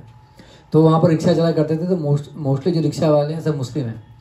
तो एक बार एक पुजारी ने वो प्रसाद दिया मुसलमान को, तो उसने कहा हम नहीं खाते ये, उसने फेंक दिया, निंदा कर दी, हाँ अपमान कर दिया। तो सपने में बलराम जी उसको मार रहे हैं, मुसलमान को मार के उसके गाल को लाल कर दिया। और सुभद्रा कह रही है मारो इसको, मारो, मेरे भाई का प्रसाद फेंका इसने, इसको और मारो। और दंडोड़ रहे हैं उसको और मार रहे हैं, हाँ। बलराम जी अगली सुबह वो आया, बोला प्रभु जी हमें प्रसाद चाहिए। बोला क्यों, कल तो फेंक दिया, कल तो कहते हैं हम तो नहीं खाते हैं ये। बोला नहीं, कह रहा सपने में कल कोई आया, बड़ा मोटा ताजा एक आदमी आया, उसने बहुत पीटा और उसकी बहन कह रही थी इसको और मारो, इसको और मारो। तो ये लीला वहां की है। तो इस प्रकार से भगवान की बहुत लीलाएं हैं। एक लीला जो जगन्नाथपुरी में एक छोटी लड़की जो बैंगन तोड़ा करती थी जगन्नाथ जी के लिए और गीत गोविंद गाया करती थी। तो वो गीत गोविंद गाती थी भगवान का भाव में आके, भक्ति में आके, और भगवान के लिए वो सब्जियां तोड़ा करती थी। तो कहते हैं कि आज भी वो गीत गोविंद भगवान को जब शयन आरती कराते हैं तो वो गाया जाता है। ऐसा कुछ लीला प्रसंग याद है किसी को प्रभु वो लीला? हाँ, मेरे को इतना विस्तार से मालूम नहीं उस लीला का। और एक अभी एक लीला है, जिस प्रकार से भक्ति सिद्धांत सरस्वती महाराज जी जब उनका जन्म हुआ जगन्नाथपुरी में, तो जगन्नाथ जी का रथ उनके घर के आगे रुक गया। भगवान जगन्नाथ जी का जो रथ है वो खींचने में लगता है कि भक्त लोग खींच रहे हैं, किंतु भगवान लीला करने के लिए कभी रुक जाते हैं तो हाथी भी लगा दो तो रथ आगे नहीं बढ़ेगा। महाप्रभु की लीला के समय जगन्नाथ जी स्वयं चैतन्य महाप्रभु को देखने के लिए रुक जाते थे। कितना ही खींचे तब महाप्रभु जगन्नाथ जी के रथ के पीछे जाकर अपना माथा लगाते थे तो रथ आगे बढ़ जाता था बहुत आसानी से। तो इस प्रकार से जगन्नाथ जी महाप्रभु का नृत्य देखने के लिए रथ को रोक लेते थे। कितना ही खींचे रथ आगे बढ़ता ही था। तो ये भगवान की, जगन्नाथ जी की इच्छा है कि रथ चलना है कि रुकना है। तो इसी प्रकार से जब श्रील भक्ति सिद्धांत सरस्वती प्रभुपाद जी का जन्म हुआ उड़ीसा में, तो स्वयं उनके घर के आगे रथ कितने दिन रुका? 3 दिन तक वहाँ रुका रहा। और जब विमला माता, ये भगवती, उनकी माता का नाम भगवती देवी, भक्ति सिद्धांत सरस्वती महाराज जी का, वो बच्चे को लेकर जब जगन्नाथ रथ यात्रा में उस रथ के ऊपर गई तो भगवान जगन्नाथ जी का जो माला है ना वो उनके गले में गिरा। ये कंफर्म हो गया कि भक्ति विनोद ठाकुर जी ने जिसकी कामना की थी कि मुझे एक ऐसा पुत्र चाहिए जो चैतन्य महाप्रभु की वाणी का प्रचार करेंगे, आगे इसको आगे बढ़ाएंगे, वो मुझे प्राप्त हो गया। ऐसी एक रथ, एक और भक्त हैं क्या नाम है? सालवेग, मुस्लिम ना, मुस्लिम भक्त, उसके लिए भी भगवान रुके रहे। प्रभु जी बताएंगे, कौन जानता है अच्छे से? उसका स्टोरी ऐसा है, मुस्लिम था ना, मुस्लिम था तो वो जा नहीं पा रहा था, लेकिन वो एक सुनाएंगे। तो एक दिन का स्टोरी ऐसा आया कि जब रथ जा रहे हैं ना, रथ जा रहे हैं तो भगवान उनका भक्त है, प्रिय भक्त है वो जो सालवेग, तो वो बोल रहे हैं कि मैं जाने तक रथ नहीं जाना चाहिए बड़दांडा से। तो वो स्टोरी है। तो वो जगह भी है जहाँ पर जो बड़दांडा में जहाँ पर रथ रुका था वो सालवेग का उधर भी है, उधर से ही नहीं गया जगन्नाथ, आगे नहीं गया रथ। तो यही स्टोरी है उनका भी। बहुत स्टोरी गीत है, बहुत अलग अलग गीत रहते हैं। हाँ, पूरा समय है, पूरा लीला सुनाओ। सभी भक्त एक लीला सुनाएंगे। तो ये ऐसा है। और एक स्टोरी है उसका, बालीशाही में ये था, बावरी था, इधर क्या बोलते हैं मेरे को पता नहीं, उड़ीसा में बावरी बोलते हैं, बालीशाही में दासिया बावरी। दासिया बावरी एक था कि वो बोला कि मैं तो छोटा हूँ, छोटा जाति हूँ, मैं तो नहीं जाता जगन्नाथ के पास। तो किसी को बोले कि आप ले जाओ, जगन्नाथ को दे दो, बोलो ये कि बालीशाही का जो बावरी है वही जगन्नाथ को भेजा है नारियल। तो ऐसा नहीं देना, हाथ से नहीं देना, जगन्नाथ लेगा तो देना, नहीं तो मेरा नारियल वापस कर देना। तो वो स्टोरी है, बहुत बढ़िया स्टोरी। तो वो भेजा था, देखो जगन्नाथ का कैसा भक्त है, बहुत बढ़िया। वो ऐसा भक्त है कि उसको उसका नारियल को दूसरे लोग को दिया था और दूसरे लोग को देकर वो बोला था कि जगन्नाथ जब हाथ में लेंगे तो आप देना, नहीं तो नहीं देना, नहीं तो मेरा नारियल वापस कर देना। तो कितना भक्ति है उसके। अभी भी है उसका जगह है, वो जो भुवनेश्वर और पुरी का जो हाईवे है ना, उसका साइड में है एक जगह है, उसको बोलते चंदनपुर। चंदनपुर से अंदर को है उसका जगह है जो बात प्लेस, उधर दासिया बावरी का बात प्लेस है। और तो बहुत सारे स्टोरी रहते हैं, जैसे कि अलारनाथ का भी स्टोरी जानते हैं, जैसे साक्षी गोपाल का स्टोरी रहते हैं, और बहुत स्टोरी। और तो जगन्नाथ जी में बहुत स्टोरी है। अभी रिसेंटली 2 महीना का एक स्टोरी बताता हूँ। एक हमको बोल रहे थे कि एक भक्त ने गए थे जगन्नाथपुरी को दर्शन के लिए। तो जगन्नाथ जी को दर्शन के लिए गए थे, लेकिन क्या हुआ, वो पैसा रखा था, लेकिन वो पैसा कोई ले गया। जब देखा आनंद बाजार में प्रसाद पाने के लिए गया तो पैसा नहीं है, तो बहुत रुआ कि भगवान जगन्नाथ जी का पहला क्या होता है, जगन्नाथ को दर्शन करना, और बड़ा ये रहता है कि कुछ अवड़ा खाना, अवड़ा नहीं खा के वापस कोई नहीं आते। उड़ीसा में तो ये है, जो भी हो वापस नहीं आते।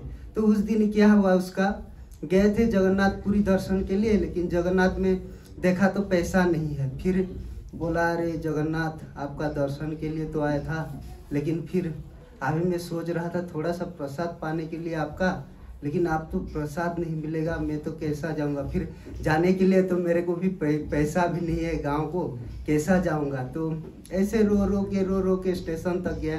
तो स्टेशन जाने के बाद तो उस दिन क्या हुआ, तो वो बैठा था बहुत मन दुख करके, आज जगन्नाथपुरी आया, कुछ मेरे को नहीं मिला, जगन्नाथ का दर्शन मिला और मेरे को अबड़ा भी नहीं मिला, कुछ भी नहीं, कोई मेरा पैसा ले गया। तो उस टाइम क्या हुआ, रात का ऐसे बैठा था वो, रात का 2 बजे उसको एक भिखारी जैसा व्यक्ति आकर उसको दिया, प्रसाद दिया। तो रात का 2 बजे दिया है, देखो वो अबड़ा भी बहुत गरम, इतना गरम अबड़ा। तो वो बोला कि वो उसको बोला कि आप खाया नहीं कुछ, तो ले जाओ। बोला, अरे मैं तो, आप तो भिखारी लोग है, आपको कौन देगा। नहीं ठीक है, मैं जैसे भी मेरा काम चला दूंगा, लेकिन आप तो खा लो, आप खाने से अच्छा है ना। तो फिर दे दिया उसको अबड़ा, वो खा लिया। फिर बोला कि जाने के लिए तो पैसा भी नहीं है आपके पास, कैसे पैसा मिलेगा, ठीक है जो दिया था मेरे को वो भी दे दिया, दे के चला गया, दे दिया उसको। और 1 सेकंड में वो देख रहे हैं वो नहीं है, जो दिया वो व्यक्ति नहीं है। तो बोला, देखो जगन्नाथ कितना मेरे को केयरफुल कर रहे हैं अपने भक्त को। वो स्टोरी है, हर दिन स्टोरी चलता है भगवान का। जगन्नाथ का कुछ ना कुछ लीला चलता है, हमेशा कुछ ना कुछ स्टोरी ऐसा ही मिलता है। एक दिन का स्टोरी ऐसा है, हमारा बोल रहा हूँ। मैं पूरी से तो बहुत दिन आ गया ना, अभी मेरे को इच्छा होता है अबड़ा खाने के लिए। तो एक दिन मेरे को एक भक्त ने फोन करके बुला रहे, प्रभु आप कहाँ हैं, पूरी में हो ना, तो अबड़ा खाने के लिए आ जाओ। मैं बोला अभी वृंदावन में हूँ। तो भगवान का रिलेशन कैसा रहता है भक्त के साथ, ऐसा है, भगवान सबको ऐसा ही कृपा करते हैं। जगन्नाथ जी बहुत मर्सीफुल है। प्रभुपाद कहते हैं ये ब्रह्मांड का स्वामी है, बोलते हैं जगन्नाथ को। जगन्नाथ जी सबको जानते हैं, और जगन्नाथ देखो वो पति तो पावन है, सबका दुख को जानता है। इसलिए देखो जो भी जाता है जगन्नाथ को देखने के लिए, मैं जितना भी लोग को देखता हूँ बाहर का लोग को, वो रोता है जगन्नाथ के पास। कोई ठाकुर जी के पास रोता नहीं, लेकिन जगन्नाथ के पास जो भी जाता है ना रोता है। फिर वो भी हमारा तो डिवोटी है, हमारा तो उतना भाव नहीं होता है, लेकिन बाहर का लोग को मैं देखा कितना जगन्नाथ को प्रेम करते हैं, अपना जैसा मानते हैं जगन्नाथ को सब लोग। ये ऐसा उस ठाकुर जी है। ठाकुर जी हमेशा विद्यमान रहते हैं, उनका तो लीला हमेशा ऐसा ही चलता रहता है, कुछ ना कुछ कुछ ना कुछ कुछ ना कुछ।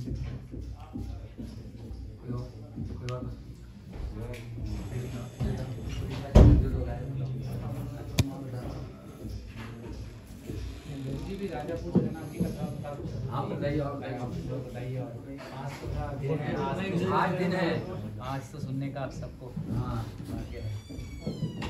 जय जगन्नाथ। खोल दो जगन्नाथ कल का एक मेरा फर्स्ट टाइम बोलता हूँ जगन्नाथ का फ्रेश। कल सुबह में चैंटिंग किया, फिर उसके बाद भूख लगा और मैं यहाँ पर ढूंढते लगा प्रसाद, प्रभु थोड़ा प्रसाद चाहिए। कोई बोल रहे फल खाओ, दीपक प्रभु डेली मुझे बोलते प्रभु फल खाएंगे सुबह क्योंकि उनको पहले पूछता हूँ। फिर कल मैं ऐसे ढूंढने लगा कल, हाँ कल ही है शायद।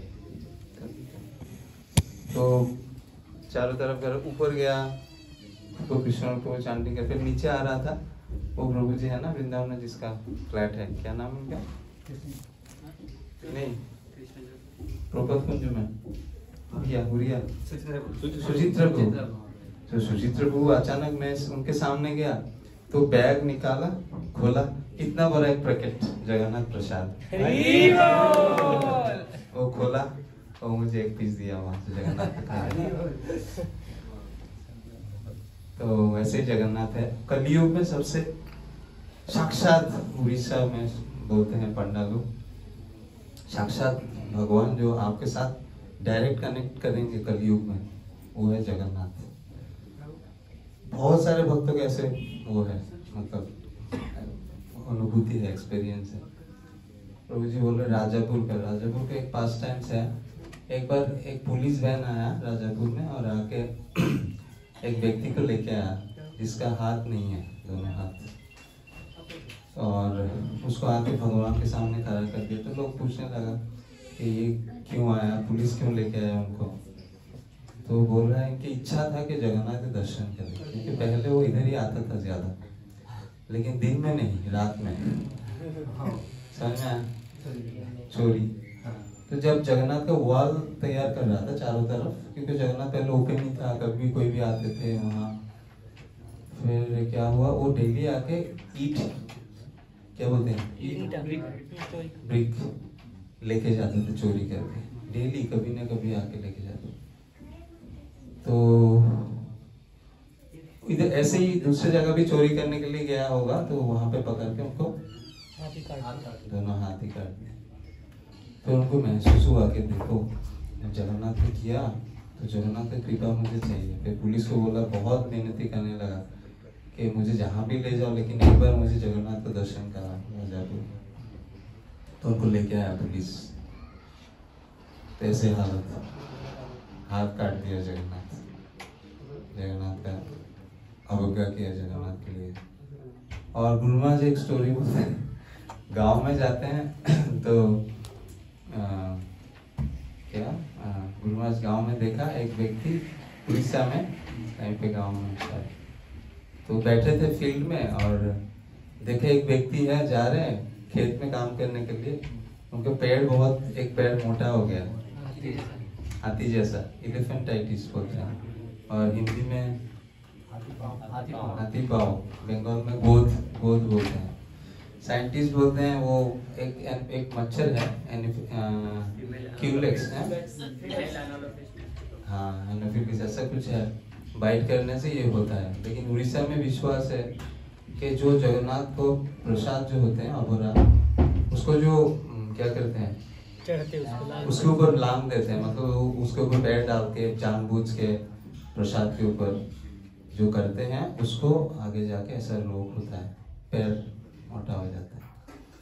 तो गुरु महाराज हमेशा ये स्टोरी बोलते कि तो गुरु महाराज उसको जाके बोला कि देखो आप लोग प्रसाद खाओ, हरि नाम करो, हाँ आपका जिंदगी सुधर जाएगा। तो उनको समझ में आ गया कि क्या ये मुझे शिक्षा देने के लिए बोल रहे हैं शायद।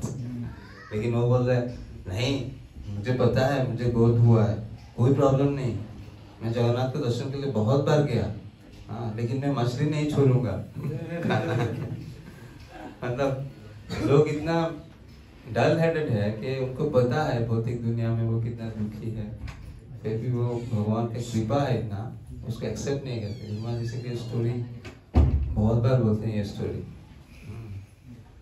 और हाँ जगन्नाथ का और भी बहुत सारे लीला है। राजापुर का बोलता हूँ, प्रभुपद प्रभु बोल रहे हैं राजापुर का स्टोरी। एक बार पुजारी था, पुजारी तब भगवान, तब ज्यादा पब्लिक नहीं आते थे अभी जैसे लोग आते थे। तो पुजारी भगवान को भोग लगाने के लिए जाते थे और मायापुर जहाँ इस्कॉन मंदिर है राधा माधव, वहां से डेली कैरी करके लेके आते थे भोग, कुकिंग करके, क्योंकि वहाँ ज्यादा व्यवस्था नहीं था, नया नया इस्कॉन कर दिए हैं वो लोग। तो फिर पुजारी जब भोग लगाने के लिए गया तब देख रहे हैं कि तुलसी का ना भूल गया भगवान के। तो तुलसी के बिना भगवान तो खाते नहीं, हम जो भी भोग लगाते हैं उसके ऊपर जरूर तुलसी लगाना चाहिए, तब वो भगवान एक्सेप्ट करते हैं, क्योंकि तुलसी देवी भगवान का बहुत प्रिय है। तो अभी क्या करेंगे, उस समय ऐसा था दरवाजा भी अच्छा नहीं था, और अगर वो चले गए तो आसपास बहुत कुत्ता है, वो लोग अगर मुंह देंगे तो प्रसाद तो खराब हो जाएगा ना। तो पुजारी क्या किया, ठीक है भगवान को याद करके क्षमा मांग लिया, जैसे भोग लगाएंगे। लेकिन जब भोग लगाने के बाद जब ओपन किया, देखिए इतना भरे भरे तुलसी मंजरी तो भोग के ऊपर है, प्रसाद के ऊपर लगा हुआ था तुलसी। तो भगवान खुद ही ऐसे ही ग्रहण किया। और हाँ जगन्नाथ का और भी बस टाइम है राजापुर में। हाँ ये तो साक्षात एक पास टाइम था। वो क्या है, वहाँ पे पहले जो देखभाल करते थे, जिनका फैमिली था ब्राह्मण फैमिली, उनका कोई लड़का नहीं था, बहुत सारी बेटियां थी उनका।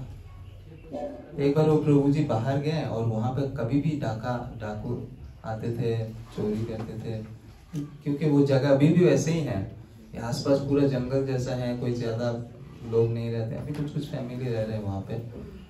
तो उस समय क्या हुआ कि आया डाका और उनके पास गन थे, माता जी जो लड़की है ना, उनका जो लड़की वो भी चलाना आते थे उनको। तो ऐसे डाकू आया फिर वो लोग, वो माता जो बेटियां थे वो लोग गन लेके फिर फायर करने लगा। हाँ लेकिन फिर भी वो डाकू लोग तो जानते हैं जानबूझ के आया होगा, लेकिन बाद में उनको लगा कि वो बहन, उनका जो बेटी है थे, वो लोग बाद में गुरु महाराज को ये बताया कि लग रहे थे और बहुत सारे लोग आ गए, कहीं से हजारों लोग आ गया डाकू को क्या भगाने के लिए, पकड़ने के लिए। हाँ तो लोग भाग गया। तो लोग ऐसे स्टोरी अभी भी, उनकी एक बेटी है, एक बार आया था, बोल रहा है मैं आपसे दीक्षा लूंगा, गुरु महाराज को बोलने लगा। बोले नहीं, ऐसे बता रहा था गुरु महाराज मुझे ये स्टोरी जगन्नाथ का। हाँ राजापुर का और एक स्टोरी है कि पहले ऐसे ही हुआ था कि वहाँ से प्रसाद आते थे, कभी टाइमली नहीं आता है, कभी आता है कि नहीं आता है। तो एक बार जो इस्कॉन के एक सन्यासी है जयप्रदा के महाराज, तो उनको सपने में आया, तो जगन्नाथ बलदेव सुभद्रा बोलने लगा कि देखिए हम तो आप लोग टाइमली नहीं दे रहे मेरे खाना, और मैं क्या करूंगा, मैं राधा माधव के पास चला जाऊंगा फिर, अब नहीं देंगे तो मुझे टाइम टू टाइम खाना, क्योंकि जगन्नाथ आप सबको पता है उनको कितना बार खिलाना पड़ता है। हाँ बहुत बार भोग लगाते हैं, और इतना भोग लगाते हैं भगवान। तो फिर क्या किया, महाराज बोला नहीं अभी हमारा टाइम आ गया कि वहाँ पे हमें जगन्नाथ के लिए कुकिंग करना चाहिए, वहाँ पे सेंटर बना के वहाँ अच्छा से व्यवस्था करना चाहिए। तो तब से वहाँ पे स्टार्ट हो गया कुकिंग करके। बिल्कुल आप देखेंगे जैसे पूरी में ऑफरिंग होता है, ऐसे ही खिचड़ी हांडी में ऑफरिंग होता है। और लॉकडाउन में क्या हुआ था गोविंद बाबू को पता है, एक प्रभु जी था ना जो वहां से लेके आते थे प्रसाद सबके लिए। लॉकडाउन में तो वहां कोई नहीं जाते थे, तो एक पुजारी और उनका कोई ग्रुप था जो डेली वहां से प्रसाद सबके लिए लेके आते हैं मायापुर में जो रहते हैं, क्योंकि वो टाइम में कोई नहीं इधर उधर जा रहे एक जगह से दूसरे जगह। तब से एक सिस्टम बना, एक टीन का बॉक्स है, एक साइकिल बाइक में एक प्रभु जी, वो बॉक्स में सब प्रसाद जो भी ऑफरिंग होगा दोपहर में वो लेके आएगा और सबको बांटेगा, या जो भी बुकिंग करते हैं उनको देता है। तब से ये स्टार्ट हुआ था। तो जगन्नाथ प्रसाद बहुत बड़ा महिमा जगन्नाथ का। हाँ, बहुत सारी स्टोरी है राजापुर का। आप तो बता दिया ना कैसे प्रकट हुआ जगन्नाथ का। राजापुर का बोलते हैं एक्चुअली ये यहाँ का जो पुरी का जो डिटीज हैं वही डिटी हैं। हाँ, सेम डिटी। जब लक्षण ने वहाँ पे यवन ने बहुत बार अटैक किया एक्चुअली पुरी में, एक बार दो बार नहीं, बहुत बार।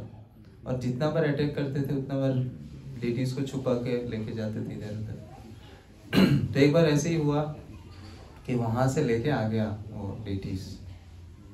हाँ, वहां से साक्षात पुरी से ये डीटी राजापुर में है अभी। और अभी जो डीटी देखते हैं आप राजापुर में, वो डीटी एक्चुअली रथ में उठते नहीं। जब रथ यात्रा होता है, इतना ओल्ड हो गया, उसको बस अच्छा से मेंटेन करके रखते हैं, एक ही जगह पे रहते हैं। लेकिन मायापुर में और एक सेट डीटी है जगन्नाथ बलदेव सुभद्रा, जिनको रथ के ऊपर चढ़ाते हैं, फिर उनके रथ यात्रा होते हैं, रथ यात्रा उल्टा रथ यात्रा। लेकिन वो डीटी वहीं पे रहते हैं, खाली स्नान यात्रा के टाइम में उनको अच्छा से बाथिंग करते हैं। ऐसा है।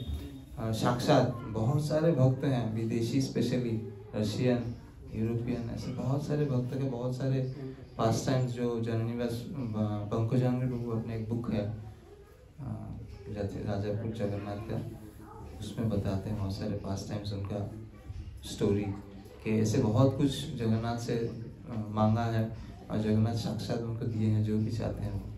इसीलिए कलयुग में बताया जाता है ये जगन्नाथ साक्षात भगवान। जब भी कुछ हरदीप से कुछ मांगेंगे या भगवान से अपनी प्रार्थना करेंगे, जरूर भगवान उनका इच्छा पूर्ति करते हैं। जय जगन्नाथ बलदेव सुभद्रा महारानी की जय। और भी पास टाइम्स को भी बता सकते हैं।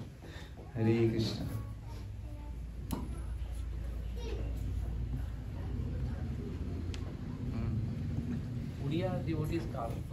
बताइए। मेरा एक एक्सपीरियंस है। हरे कृष्णा। मेरा एक छोटा सा एक्सपीरियंस है। मैं ज़िंदगी में कभी मेरे जो जहाँ पे जन्म हुआ था उससे बाहर कभी गया नहीं था। तो मेरे पापा जब पहली बार मुझे लेके गए थे, मैं क्लास 7 में पढ़ता था, तो पुरी लेके गए थे। तो मुझे बहुत अच्छा लगा, क्योंकि तो जगन्नाथ का महिमा मुझे ज़्यादा पता नहीं था। मुझे समुद्र बहुत अच्छा लगा था। फिर जाके दूसरी बार मैं जब इस्कॉन के साथ गया, तो उस टाइम में सब लोग बोल रहे थे कि जगन्नाथ जी है, इनके पास कुछ मांगोगे तो तुमको मिलेगा। तो प्रभु जी ऐसे बोल रहे थे कि जगन्नाथ जी सबका मनोकामना पूरा करते हैं। तो मैं तो साधारण एक व्यक्ति हूँ, एक छोटा बच्चा, मुझे कुछ ये पता नहीं। तो मैंने करीब 8:30 बजे रात को 8:30 बजे जगन्नाथ जी के दर्शन करके मैं निकलने वाला। उससे पहले मैंने उनसे कुछ मांगा, वो भी मटेरियल डिज़ायर ही था, और कोई डिवोशनल कुछ आइडिया नहीं था मुझे।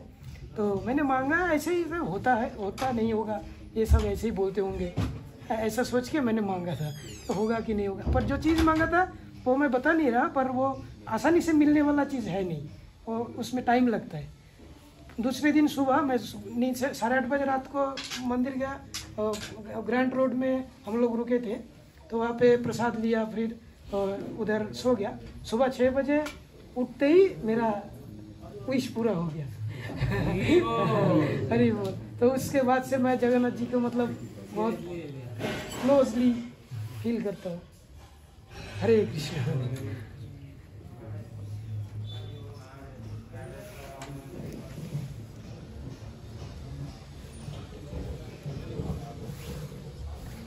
जय श्री जगन्नाथ।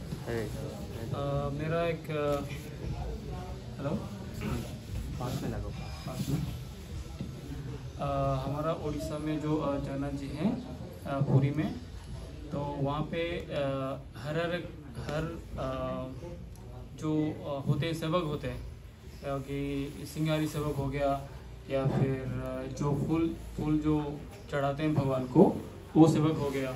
बहुत सारे सेवक होते हैं, जैसे कि जो कुकिंग करते हैं उनको कुछ और बोला जाता है, मेरे को याद नहीं है। लेकिन एक स्टोरी है कि एक हमारा जैसा फैमिली था, मतलब एक बंदा था, उनका जो गार्डन किया था उसने, वहाँ पे बहुत सारा फूल, मतलब ऐसा गार्डनिंग करता था, ठीक है। तो एक दिन क्या हुआ था कि उसको जगन्नाथ जी को भेजना था, पहली जो फूल आता है पेड़ का, तो उसको भेजना था। तो फिर उस दिन क्या हुआ था, कुछ भी जिस दिन वो जाने वाला था फूल लेके, उसी दिन शाम को कुछ भी जो होता है ना, कार्ड होता है फूल का, जो पहली जो आता है, कुछ आता है क्या बोलते हैं उसको, गली, हाँ, वो कुछ भी नहीं था। तो वो परेशान हो गया बंदा कि कैसे लेके जाएगा, कुछ भी नहीं है। तो अगर कल तो मैं जाने वाला हूँ, सबको बोल दिया मैं जाऊँगा कल लेके। तो जब सोया था रात 10 बजे तक भी वो जगा था कि जाके देख रहा था कि आया क्या, कुछ नहीं आया था। तो फिर परेशान होके प्रेयर किया भगवान को कि भगवान कुछ तो नहीं है, फिर कैसे जाऊंगा मैंने लेके इसको। तो ऐसा प्रेयर करके सो गया, ठीक है। तो जब वो सुबह 4 बजे उठ के जाता है अपनी गार्डन में, तो देखता है कि पूरा जो जिसका फूल का पेड़ था वो पूरा भर गया। तो वो इतना खुश होके तो वो पुरी गया। पुरी में उसका भी इंटरव्यू हुआ, कैसे इतना पहली बार इतना फूल लेके आए। वो एक्सप्लेन कर रहा था कि भगवान को पैसा नहीं चाहिए, भगवान को प्रेम चाहिए। अगर प्रेम से बात करेंगे तो वो सुन लेंगे। यही स्टोरी था उसका।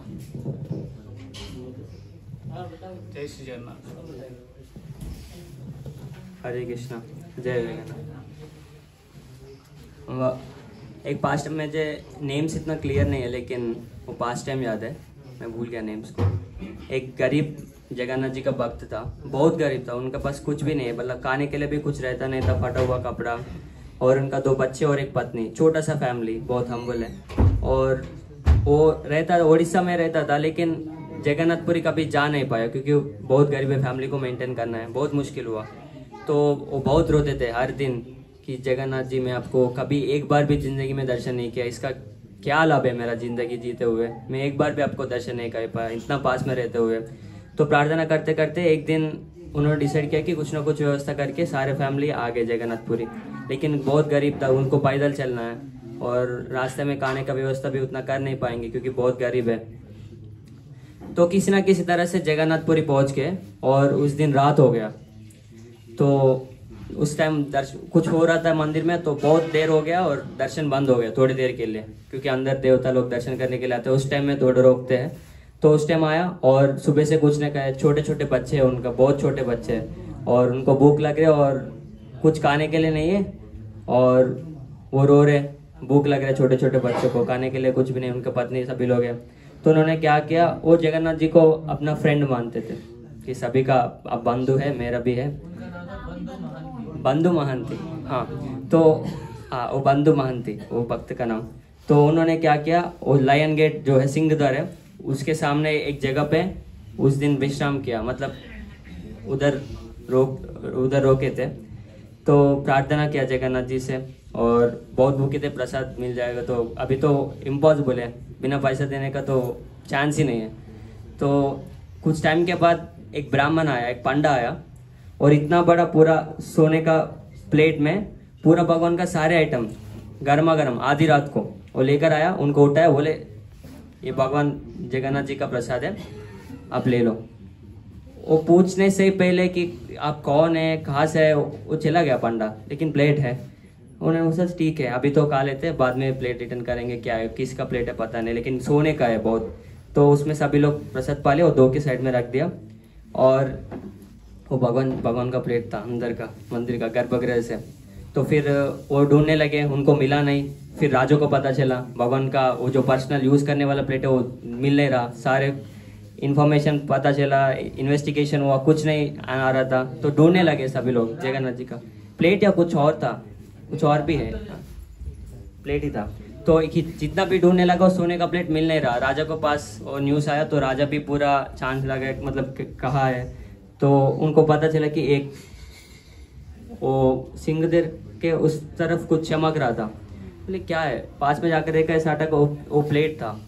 तो ये गरीब है, वो सोचा अच्छा कल प्रसाद के लिए इनको मिला नहीं, अंदर घुस गए होंगे, कुछ ना कुछ करके चोरी लेकर आए, मतलब चोरी किया। जनरली तो गरीब लोग चोरी में घुस जाते, कुछ रहने मतलब खाने पीने का कुछ रहता नहीं।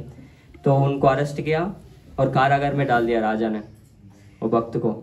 और कारागार में डालने के बाद उनको बहुत दिक्कत हुआ, बहुत दिन तक ऐसे रहा।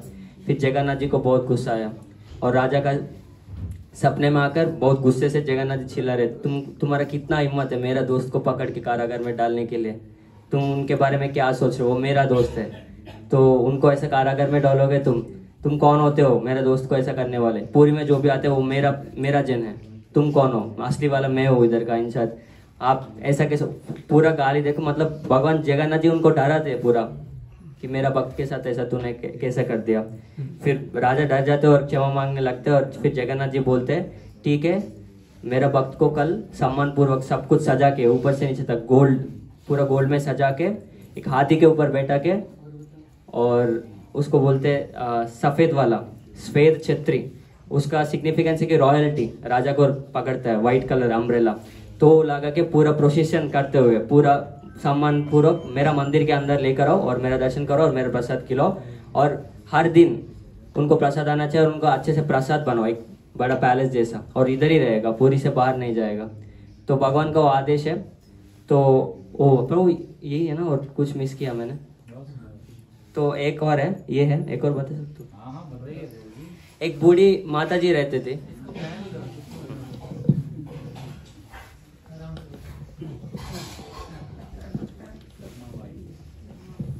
हरे कृष्ण। एक बूढ़ी माता जी है, उनका कर्माबाई। तो वो जगन्नाथ जी को हर रोज खिचड़ी भोग लगाती थी, मतलब बहुत क्या बोलते हैं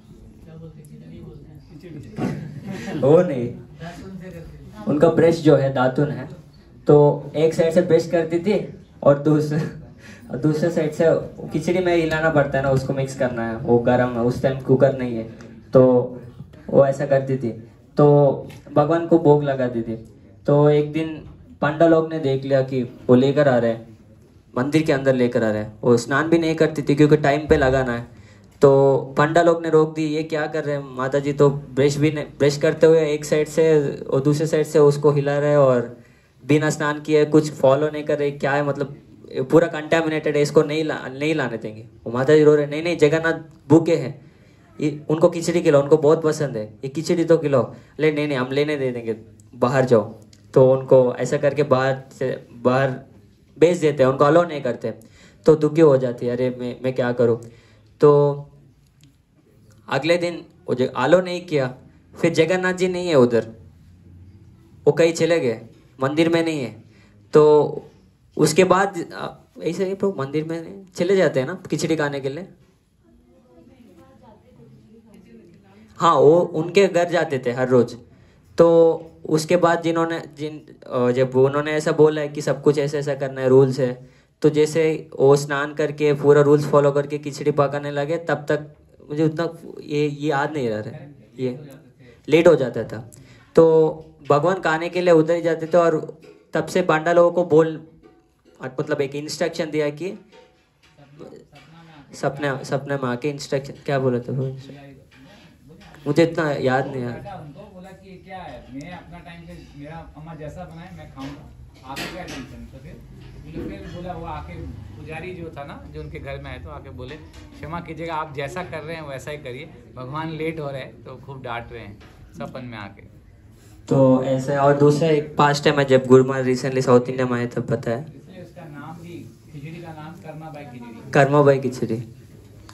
तो दूसरा पास्ट टाइम चैतन्य चरितामृत से गुरु महाराज बताया रिसेंटली जब उधर आए थे, वो है पुंडरीक विद्यानिधि और स्वरूप दामोदर का। वो दोनों फ्रेंड्स है, चैतन्य महाप्रभु के पार्षद है। स्वरूप दामोदर सेक्रेटरी और पुंडरीक विद्यानिधि वो बहुत भारी मतलब एग्जैल्टेड एलिवेटेड वैष्णव थे, चैतन्य महाप्रभु के बहुत नज़दीक पास थी, क्या बोलते पार्षद थे। तो एक बार जगन्नाथ टेम्पल में कुछ उत्सव हो रहा था, उनको एक डाकते हैं, क्या उसको बोलते हैं, सैक ऑरेंज, उसको कुछ बोलते हैं हिंदी में,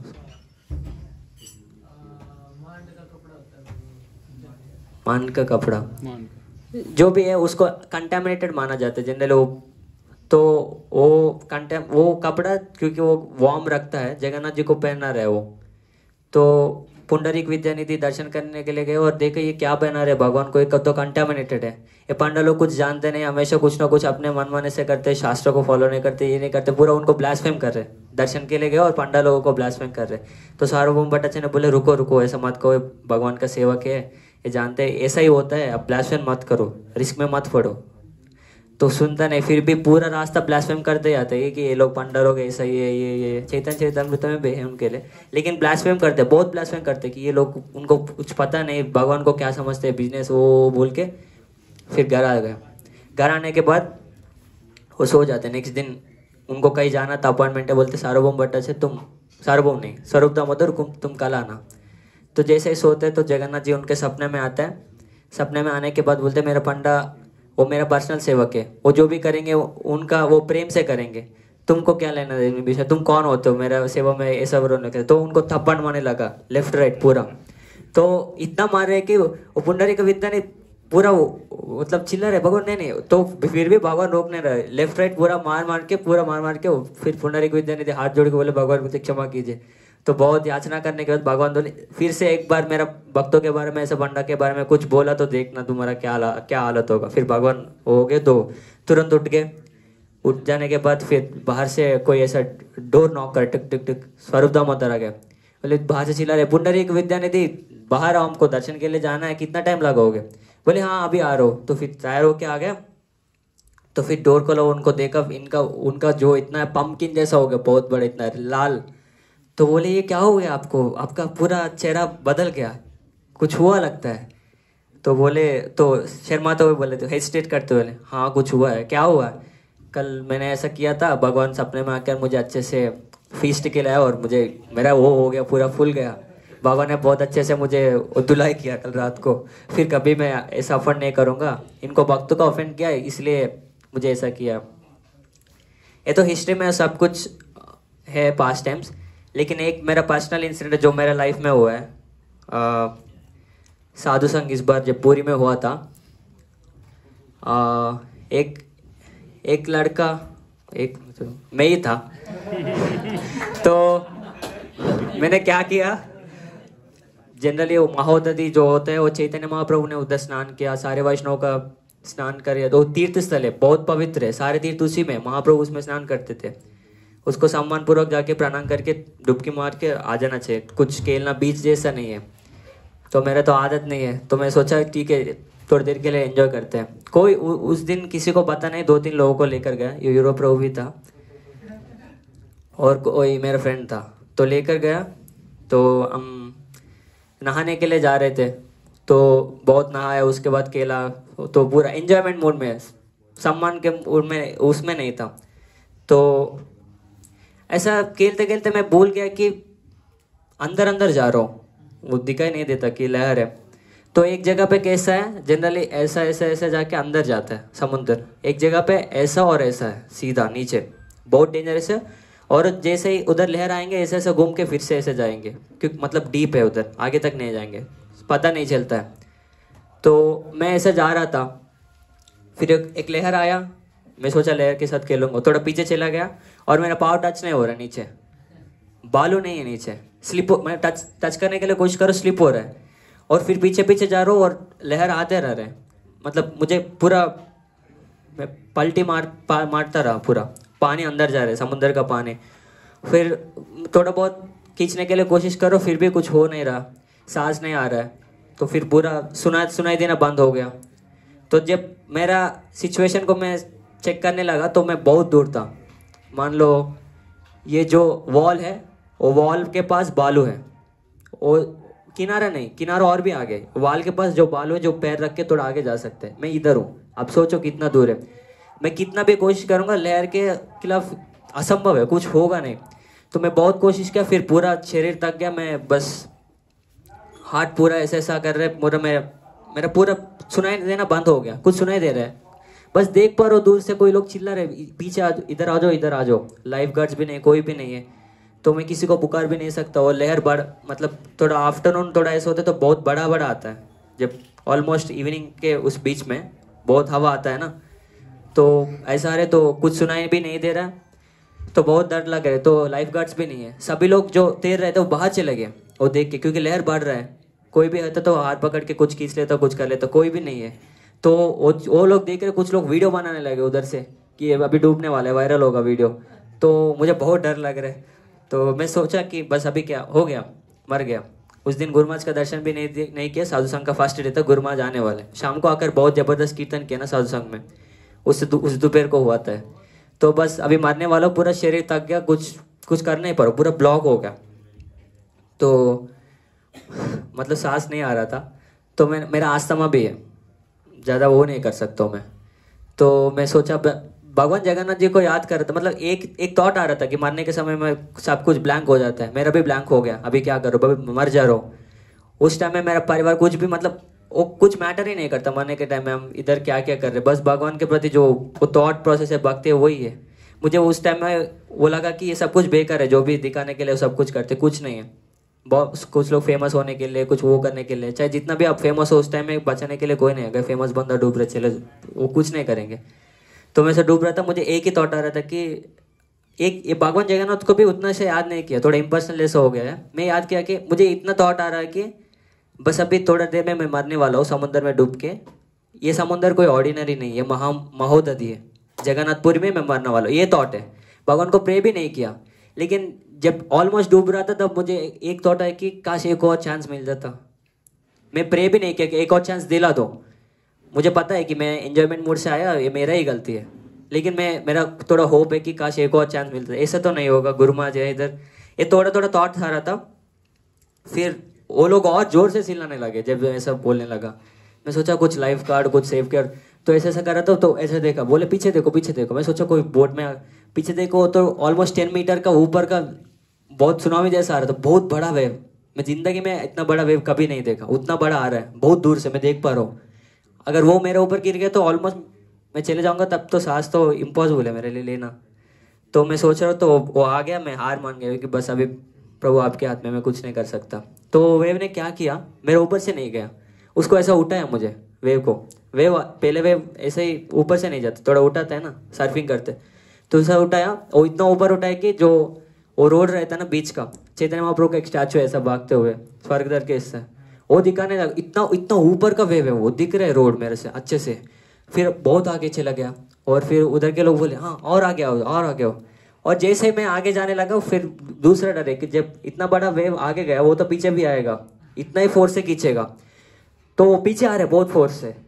तो मैं सोचा अभी क्या करना है, तो बहुत बड़ा वेव है, और भी पीछे जाऊंगा। थोड़ा ऐसा गया और 2 मीटर पीछे, और ऐसा। तो ये सोचने से पहले दूसरा आया, तो मुझे उठा के वो वेव को कट करके थोड़ा आगे डाल दिया। मुझे समझ में नहीं रहा था, मैं ऐसा हो रहा था, पूरा घूम रहा था। फिर ऐसे ऐसा करके एक जगह पे टच हुआ, बालू सैंड टच होने के बाद सोचा अभी थोड़ा चांस है मुझे जीने का। थोड़ा आगे गया, उसके बाद सभी लोग ने मुझे, बहुत आगे चला गया था। एक बार यूरा प्रभु ने भी कोशिश किया इधर मेरा हाथ पकड़ने के लिए, जब मैं अंदर चले जा रहा था, फिर वो हाथ टूट गया, प्रभु भी चले गया। मैं सभी तब उस समय मैं सोचा किसी, उनका नाम चिल्ला रहा था मैं, यूरा प्रभु मुझे बचाओ, यूरा प्रभु मुझे बचाओ, लेकिन वो भी बचा नहीं पाया मुझे। लेकिन ट्राई किया, लेकिन हाथ टूट गया। मैं तब समझ गया कि अभी कोई नहीं बचाने वाला। फिर बाहर आया, फिर मैं तो पूरा वो होने के बाद फ्रेश हो जाके सो गया था। बस बहुत डर लग रहा था, बहुत एंग्जाइटी, कुछ समझ में नहीं आ रहा अभी क्या करना है। वो भाई नहीं जा रहा था, कहीं भी देख रहा हूँ वही डरावना, क्या बोलते उसको, स्क्रैच जैसा हो गया, नाइटमेयर जैसा। फिर उस दिन शाम को गुरु महाराज का कीर्तन करने के लिए आए। गुरु महाराज उधर कीर्तन कर रहे थे, मैं सामने खड़े होके, मैं नाचने का इच्छा भी नहीं था, लेकिन गुरु महाराज कीर्तन करते करते ऐसा देख रहा है और ऐसा बोले नाचने के लिए। गुरु महाराज इशारा करते हैं ना नाचने के लिए ऐसा, तो ठीक है गुरु महाराज बोल रहे ऐसे ऐसा करने लगा। फिर कीर्तन करते बाद में वो देखने लगे, तब मुझे समझ में आया कि एक शुद्ध भक्त के पावर, वॉइस में कितना पावर होता है, वो कितना ट्रांसेंडेंटल होता है। मैं सब कुछ भूल गया, वो टर्बुलेशन जो भी पूरा कीर्तन में नाचने लगा, वो जबरदस्त गुरु महाराज भी नाचने लगे, और देखने के बाद सब कुछ मतलब वो पूरा टॉर्चर जो था वो भूल गया। कुछ रियलाइजेशंस तो है। और दूसरा है अभी कभी कभी हम कंप्लेंट करते हैं, मैं भी बहुत बार कंप्लेंट किया सीनियर डिवोटीज को कि हमको मिलने नहीं देते गुरु महाराज से, पास में नहीं जाने देते, ये क्या है, दूसरा सिस्टम है। ऐसे साल संग में बहुत हो रहा था कि सिक्योरिटी गार्ड जैसा बना दिया, कोई अंदर नहीं जाने थे कंप्लेंट्स। तो मैं उस दिन जगन्नाथ जी के पास गया, कुछ डिवोटीज को वो भी जा रहे थे, तो मैं उस दिन जगन्नाथ जी से पूछा, आपको बहुत सारे लोग बहुत कुछ बोलते हैं, आप ये है वो है, सब कुछ कंट्रोल कर सकते हैं, तो मेरा गुरु महाराज भी आपके शुद्ध भक्त है, आप मैं वही प्रे किया था प्रभु। मैं बोले ये सिक्योरिटी जो बहुत मुश्किल है, गुरु महाराज के पास जाने नहीं देते हैं, लेकिन ठीक है जाना भी क्यों है, मुझे थोड़ा सर्विस करने का मौका मिल जाए तो अच्छा होगा।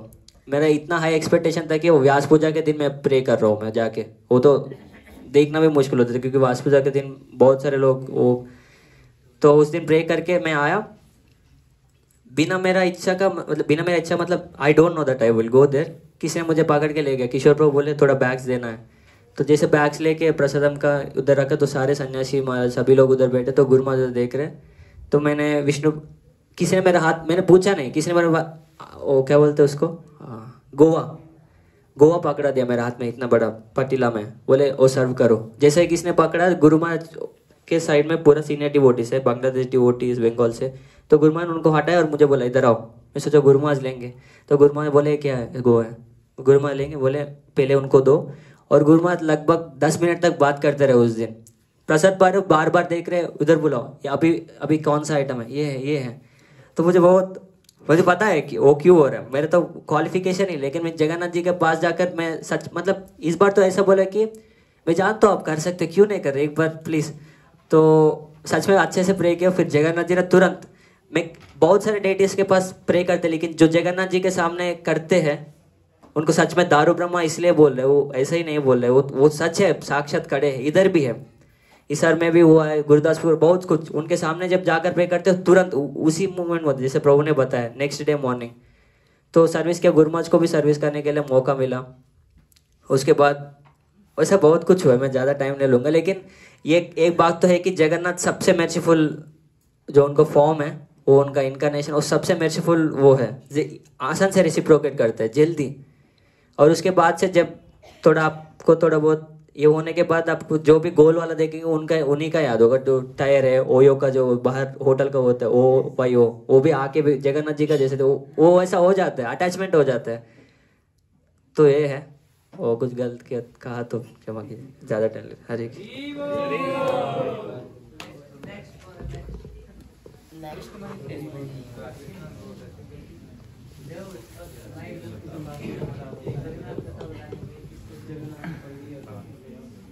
आज तो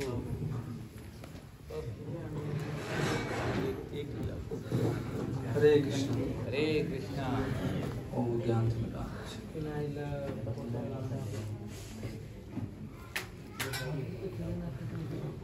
हरे कृष्णा। मेरा थोड़ा ज़्यादा रियलाइजेशन नहीं है, बस अभी इसी साल मैं सुबह मंगला आरती में भगवान को प्रणाम किया और एकदम से मंगला आरती करते ही प्रणाम करा, जैसे जय ओम विष्णुपाद, एकदम से मेरे मुंह से अपने आप से निकला कि हिसार जगन्नाथ यात्रा की जय। मेरी वाइफ मेरे को देख रही थी और मैं उनको देख रहा था, क्या हो गया ये, एकदम से कैसे हुआ ये। फिर मेरे को लगा पता नहीं क्या योजना है। तो उसी दिन मैं फिर अपने काम से, जैसे मेरा बिजनेस है, जो भी काम करने के लिए गया मार्केट में, तो एक व्यक्ति मिला मेरे को, बोला आप प्रचार करते हैं, कभी भी कोई आवश्यकता हो, भंडारा वगैरह करते हैं, कोई ज़रूरत हो तो मेरे को बता देना। तो मैंने कहा आज एकदम से क्या भगवान की क्या लीला है। और फिर मैंने ठीक है, हो सकता है कुछ इच्छा हो। फिर ऐसे ही चलता रहा, जो गुरु महाराज जी बताते हैं, जो गुरु महाराज से मिलते हैं, जो भी बात होती है वो करने का प्रयास करते हैं। और फिर अभी थोड़े समय पहले गुरु महाराज जी ने बोल दिया ही रथ यात्रा करने के लिए। तो मेरे मन में यही था कि मैं तो कुछ ज़्यादा नहीं कर सकता हूँ, ज़्यादा मेरे पास लोग भी नहीं है और सामर्थ्य भी नहीं है, लेकिन फिर भी प्रयास करना चाहिए।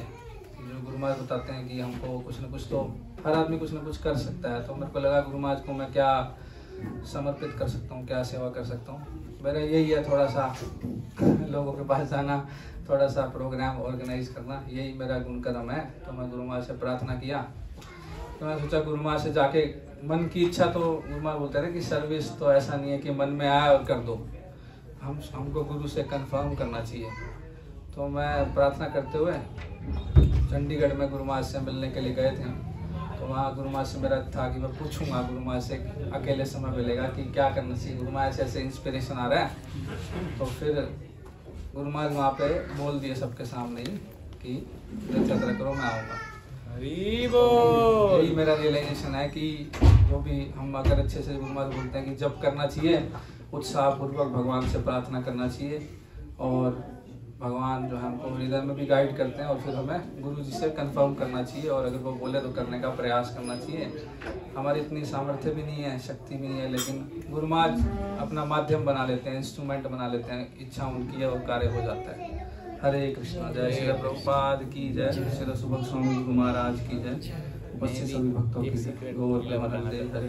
मेरे को भी देखो सब लोग ने बताया, तो हरे कृष्णा। तो सब लोग इतने सुंदर सुंदर लीला से, मेरे को बहुत मन कर रहा है कि मैं एक सीक्रेट लीला, लेकिन ये लीला यहीं पे रखेगा।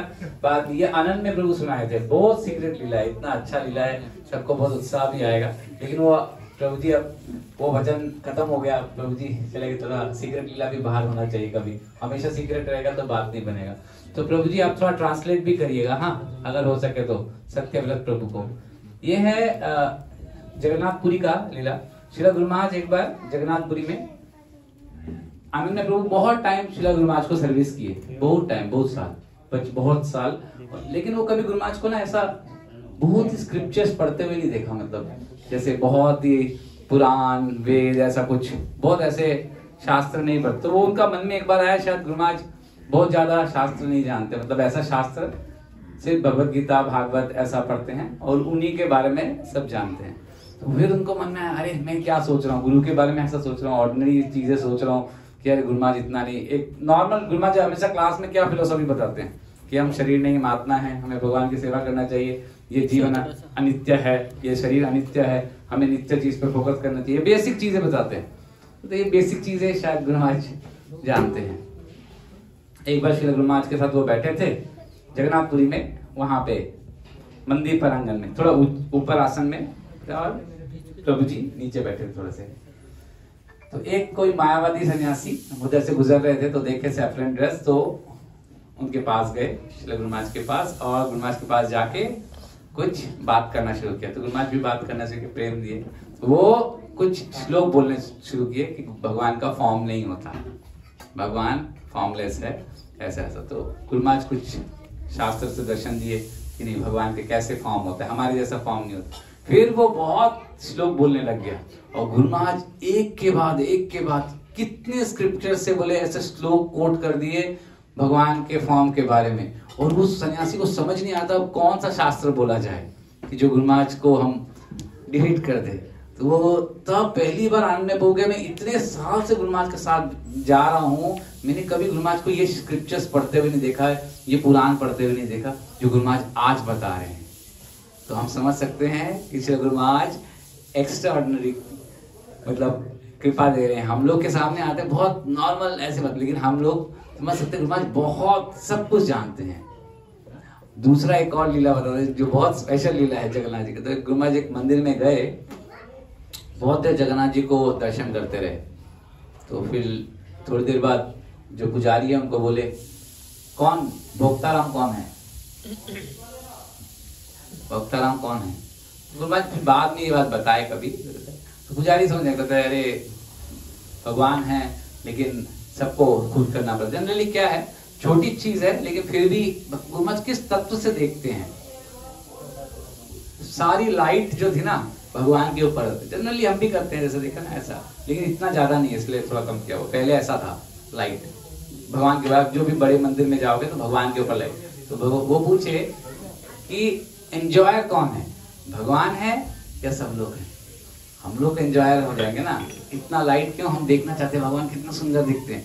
भगवान एंजॉयर, भगवान के ऊपर इतना लाइट, तो भगवान इस तत्व को भी गुरु महाराज इतना सेंसिटिवली देख रहे हैं। तो पुजारी समझ नहीं आया पुजारी को उस समय। तो ये है गुरु महाराज जिस तत्व से देखते हैं,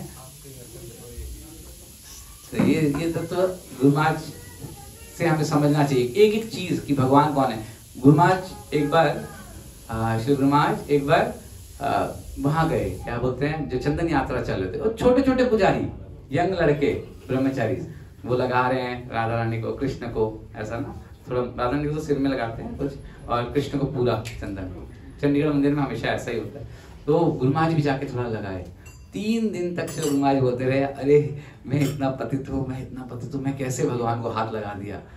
3-4 दिन, पूरा 3-4 दिन भी नहीं, 1 हफ्ता ही सोचते रहे, अरे मैं भगवान को कैसे हाथ लगाया। तो हम समझ सकते हैं ये जो हमारे सामने है दारू ब्रह्म के रूप में, ये सिर्फ ऐसा नहीं है लकड़ी। गुरु महाराज के दृष्टिकोण से हम समझते हैं सच में भगवान है, जो हम सेवा कर रहे हैं, देख रहे हैं, कुछ हो रहा है उनके सामने, हम क्या एक्टिविटी कर रहे हैं, भगवान हमेशा हमें देख रहे हैं। गुरु महाराज अपने एक्टिविटी से ऐसा दृष्टिकोण दे रहे हैं। हरे कृष्णा कृष्णा कृष्णा हरे हरे, हरे राम राम राम हरे हरे।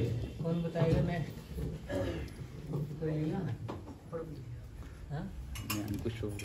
आप बताइए।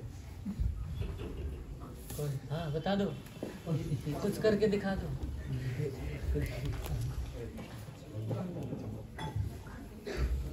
ऑटोमेटिक माइक आ गया तो बता ही देते हैं।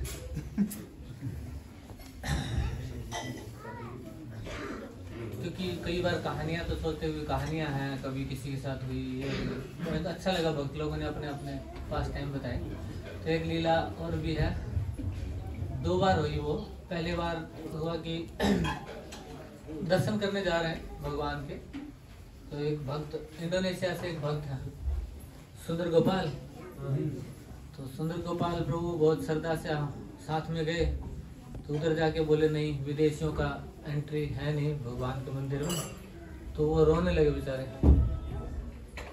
तो एक दूसरे भक्त ने देखा, ये क्या, ये इतना श्रद्धा है, भाव से आया है, और इसको अंदर जाने नहीं दिया जा रहा। मैं तो ऐसे ही घूमने आया, मेरा कोई इंटरेस्ट भी नहीं है, बस यहाँ जन्म ले लिया तो बस जाने दे रहे, मैं भी नहीं जाऊँगा। तो वो दूसरे भक्त उनको ले गए जबरदस्ती। तो अंदर जाके जगन्नाथ कोई चैलेंज कर रहे, क्या भगवान है, कैसा भगवान है? तो मैं नहीं मानता भगवान है, अगर है तो वो जो आया श्रद्धा से उसको एंट्री दो तब तो मानो। थोड़ी देर बाद देखा बाहर जाके फिर उससे मिले, वो बोला कैसे, मैं बोला भगवान को, तो बोले मैं तो आप लोग अंदर गए, उसके थोड़ी देर बाद गया, 2 बार जाके दर्शन करके आया। ऐसे ही गुरु महाराज की कृपा से एक बार साधु संघ 2012 की बात है, तो इंडोनेशिया के कम से कम 60-70 भक्त आए हुए थे।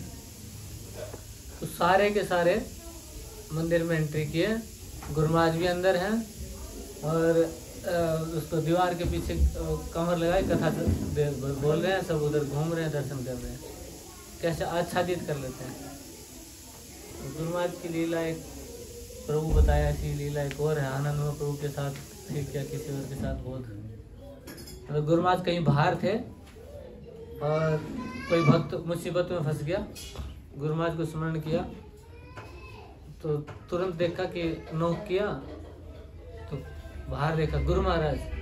तो बोल रहे हैं कि उस समय शायद मायापुर में भी थे नहीं गुरु महाराज, कहीं वर्ल्ड टूर कहीं बाहर ही गए हुए थे। तो एकदम अचानक से कहाँ से आ गए और भक्त को बचाए। ऐसी घटना कल प्रभु जी बता रहे थे कि एक गुरु महाराज के शिष्य है, मतलब एक पंडाल प्रोग्राम किए बहुत बड़ा, गुरु महाराज आ रहे हैं। उस समय गुरु महाराज कोई भी सेक्रेटरी नहीं रखते थे, बोले वो अकेले ही थे। पंडाल प्रोग्राम सब अरेंज किया, कम से कम 4-5 हज़ार लोगों का, और गुरु महाराज आने वाले हैं। तो अचानक से देखा गुरु महाराज गायब। तो ऐसी लीलाएं करते हैं, प्रभु को ज़्यादा पता है कि इधर टिकट बनाओ, उधर बनाओ, ये बनाओ, फिर पूरा प्रोग्राम कैंसिल, फिर से बनाओ, फिर कैंसिल। तो कितनी बार ऐसी लीलाएं होती रहती हैं।